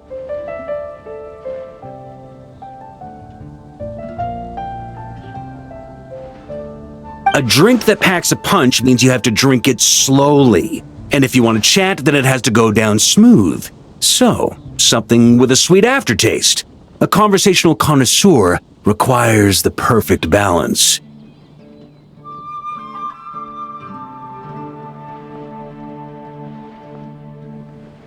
The most suitable choice on this menu would be the Thorny Lake.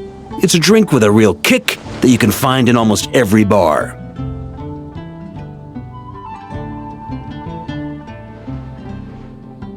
It's not enough to know the recipe, though. The key is in the mixing.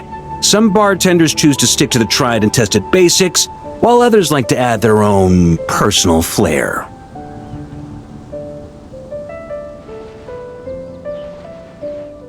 That's the spirit! Now, show me what you've got.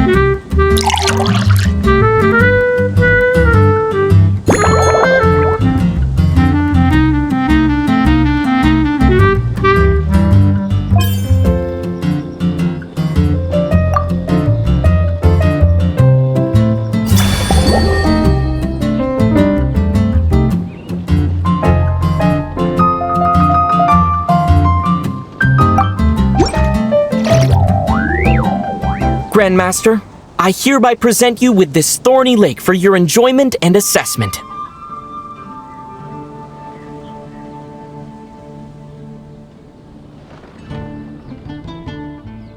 Well, the color and aroma are certainly on point, but as for the balance of flavors, I'll just have to taste it and find out.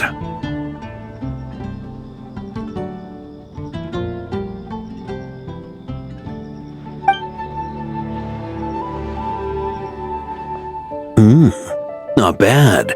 You haven't overdone or skimped on any single ingredient, though unfortunately, it's a little too, polite for my tastes. Perhaps I should have said modest. You followed the formula to a T, but if anything, you've played it a little too safe.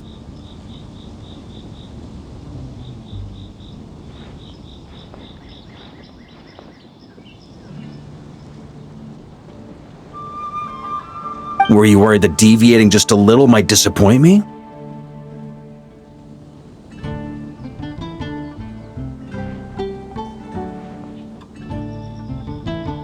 Hey, we fought side by side and dealt with things that even gods were loath to meddle with. Ours is a friendship forged in the margins between life and death.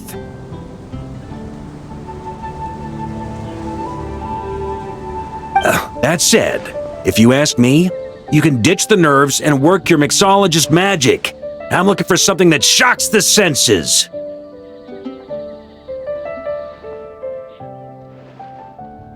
Mull it over, there's no rush.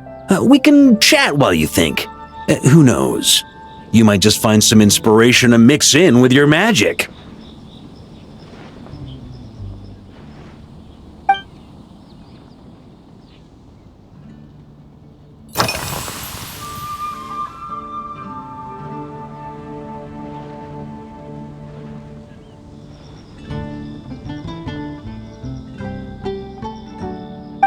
Ha! I like your style.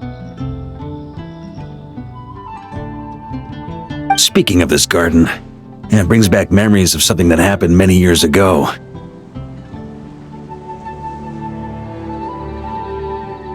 When I was young, I liked to find ruined guards to test my fighting skills, both armed and unarmed. Once, I failed to take down a stray missile, and it ended up destroying a watchtower on the city walls.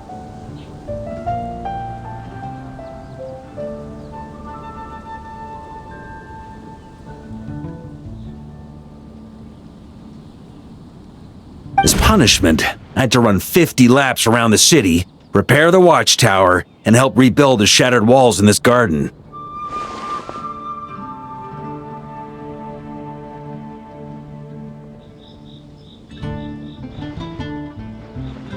Indeed, among the misadventures of my youth, this is one of the most memorable ones. Mostly because that day, Crepus saw me covered in dirt.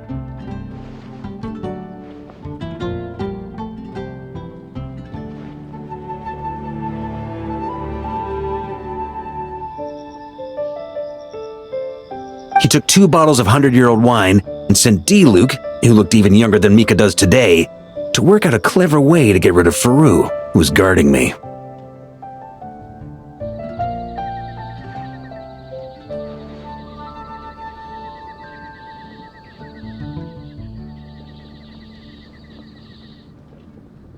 It was so hot that day, I could swear I was about to pass out. On a whim, I picked some mint leaves, put them in one of the wine bottles, and the result turned out to be surprisingly tasty.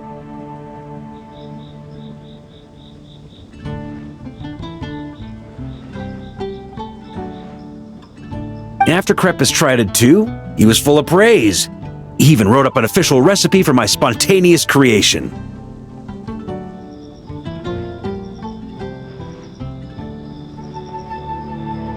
His customers loved it. Several summers passed, and Crepus kept writing letters about giving me a share of the profits, as though I could possibly accept.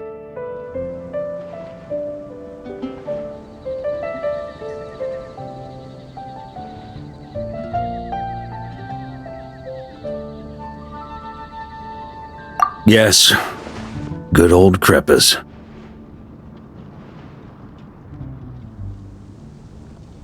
Faru retired years ago, but he still gives me a stern stare every time we meet.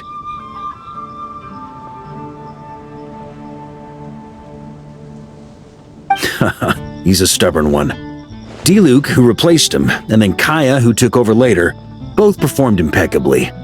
Changing times will always belong to the youth. He should have admitted defeat long ago.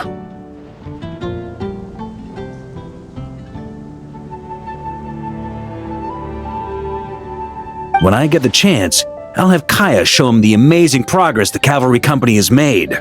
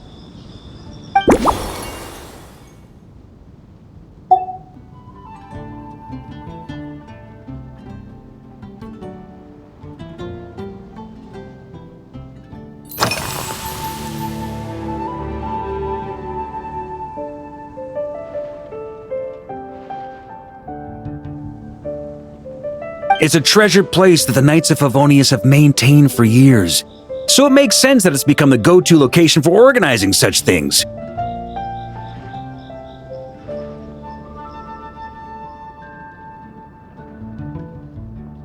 I heard that while the expedition was underway, you were a great help in giving those left behind the opportunity to put their energy to good use.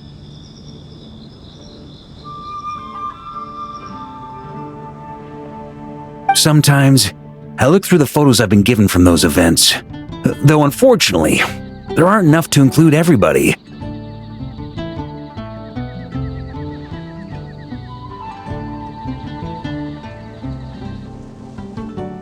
My conclusion is that Mondstadt needs to do more to popularize the camera.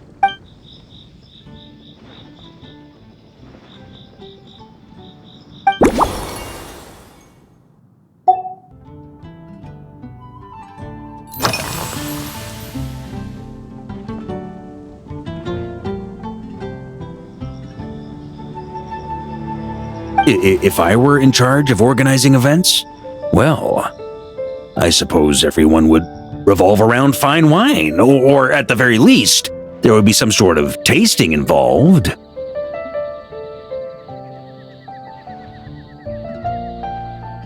For example, we could go all in on this drink stand and open it to the whole city, with every company of the Knights selecting one or more mixologists to compete against each other.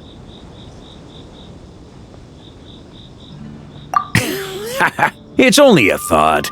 Can't let things get too out of hand. If I were to actually throw a grand banquet, Jean would come after me with her sword drawn. Even Frederica would launch a punitive expedition.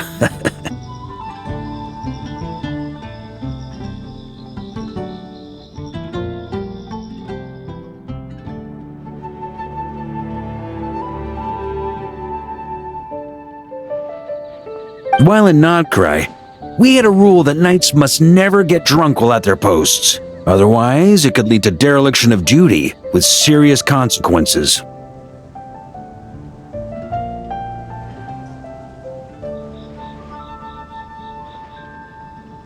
Exactly. As expedition members returned to their companies, My hope is that this rule will gradually spread to everyone in Mondstadt too.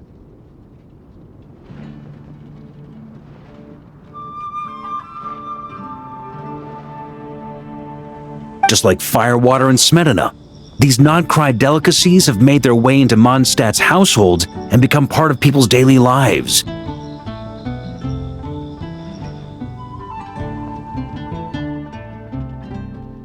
Young people need to learn restraint.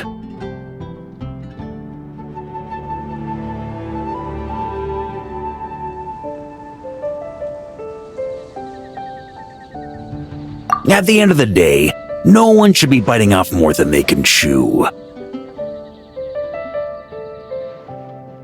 Unless it's someone near my level, they shouldn't even be thinking about enjoying a light buzz when they've still got work to do. Most people would just end up a whole lot drunker than they'd like.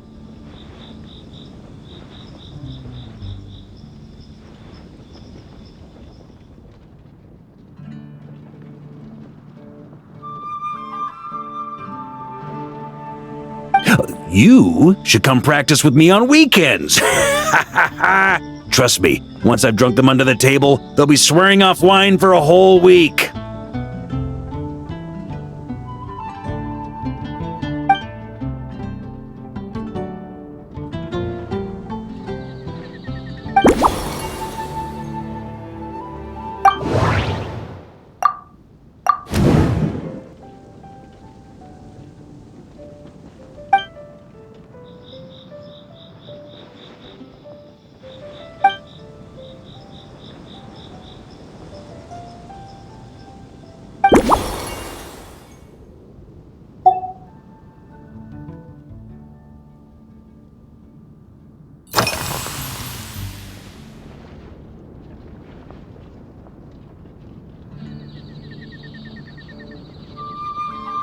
Well, let me think. I guess you could say it lacks impact. Even when following the same recipe, the techniques used to mix different ingredients can affect the taste.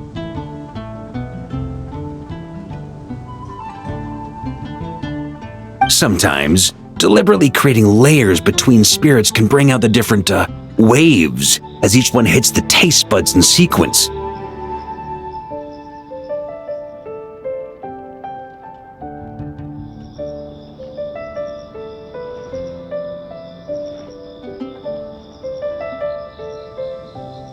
In this regard, too, you've taken quite a tentative approach.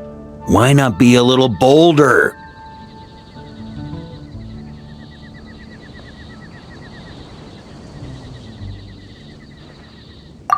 Ha ha ha! You catch on quickly. No need to explain further.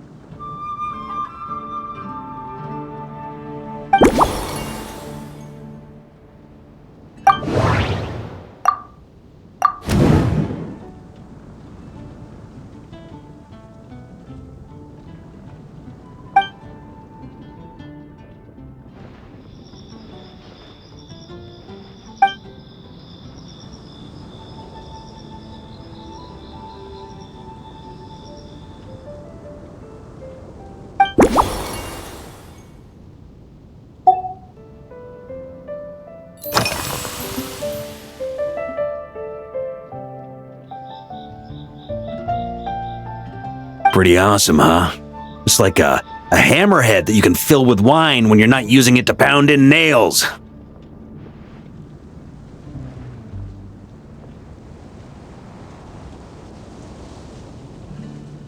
It was a gift. Hoffman came up with the idea, Charles supplied the design, Wagner helped cast it, and about 10 or so knights chipped in to pay for the materials.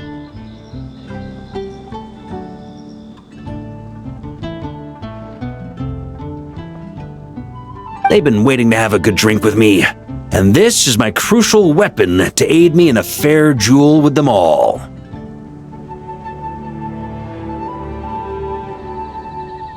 I'm the Grand Master, after all. I've been drinking a lot longer than them. I've practiced more assiduously, and I have a bit more meat to absorb the blows.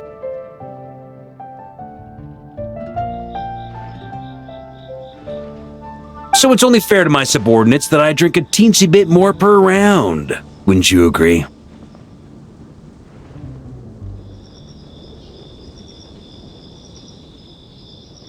Of course, some of them have been training as long as I have, and those ones won't be getting any special treatment.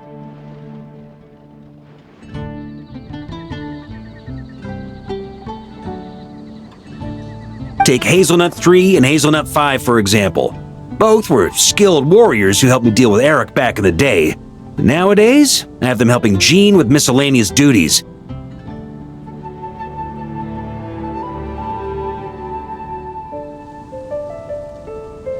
At today's after-work cooldown, they insisted on trying to keep pace.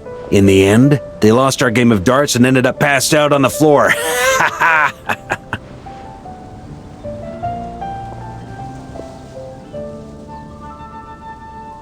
I've already told Jean that I won't be approving their leave request for tomorrow, no matter what.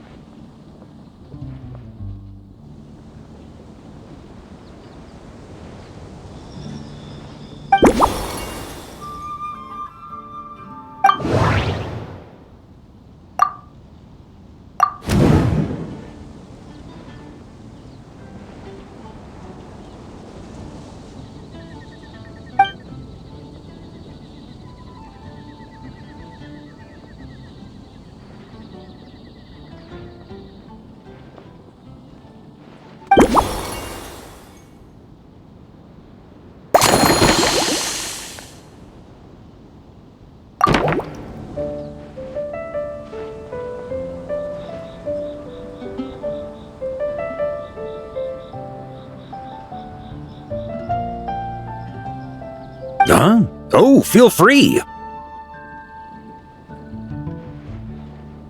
Whatever you're about to do, I've got a feeling I've hit the jackpot.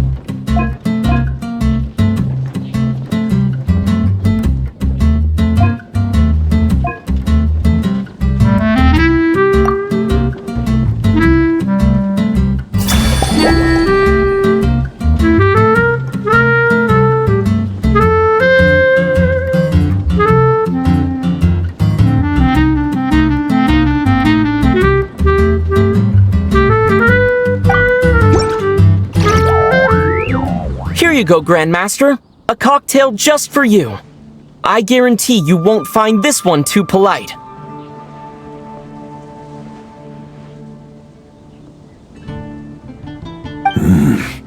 Such a spirited drink.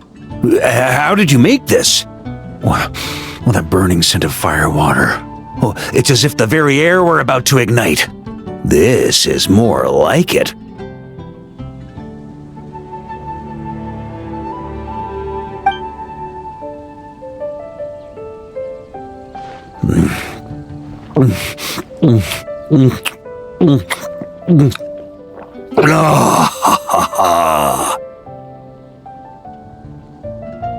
Perfection.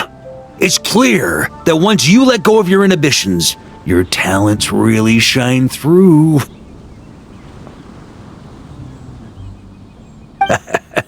That first first hint of mint is like a cooling feint that masks the firewater underneath.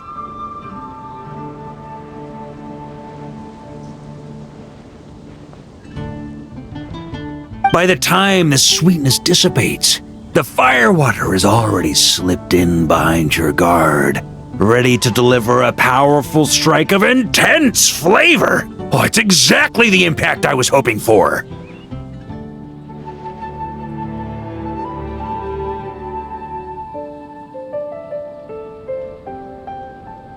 That's the most ingenious part.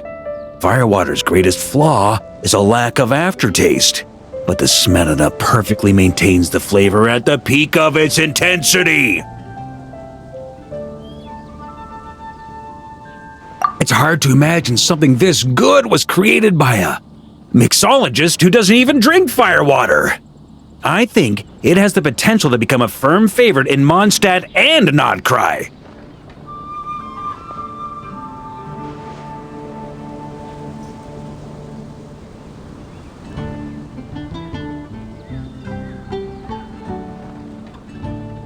Iron Wolf. Oh, perfect. It's elegant, yet wild. Only you could come up with such a fitting name.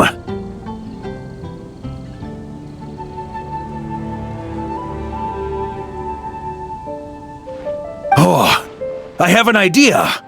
Why don't we name our Knights of Favonius' drink stand after you? Let's call it the Honorary Knights Cocktail Shack.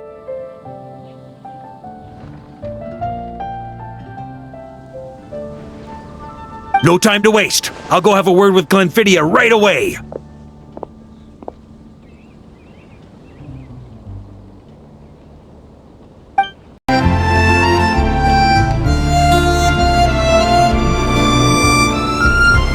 there, traveler! All wrapped up for the day? Paimon hears you did a great job holding down the fort while she was out delivering drinks with Glenfiddich.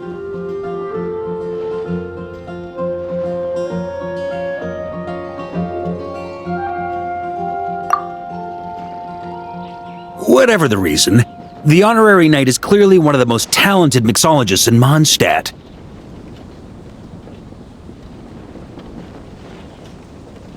Considering how short a time he's been doing this, I believe that someday he has the potential to give the legendary bartender at the Cat's Tail a run for her money.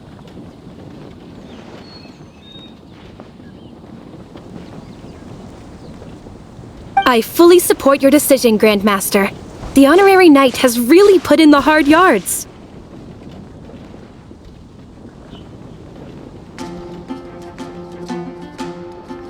The drink stand will remain open for a little while longer to provide a proper welcome to our returning expedition members. Then, once we locate suitable premises, we also plan to look at operating a permanent service.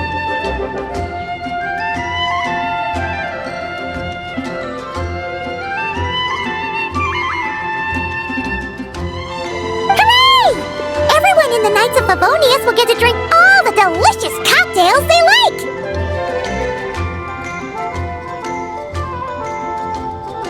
Nothing short of what I'd expect from a true disciple of Hertha.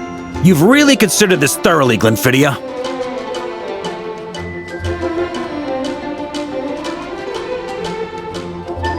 Also, if I may, Honorary Knight, regarding the special cocktails you've developed, would you mind leaving the recipes with us? We'd like to add them to the official menu.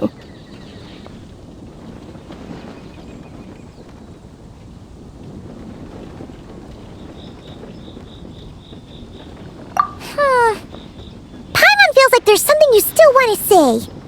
Let Paimon have a guess.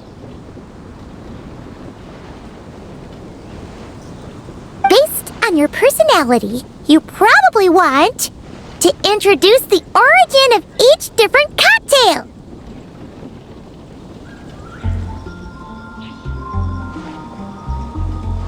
That way, customers will know who inspired you to create these amazing drinks!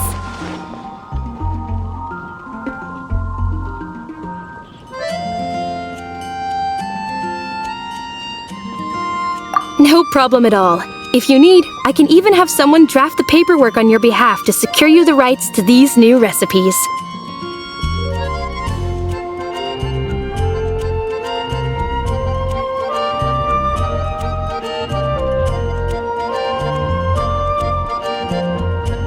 I hope when we recruit some new bartenders, they'll be able to learn from your incredible skills.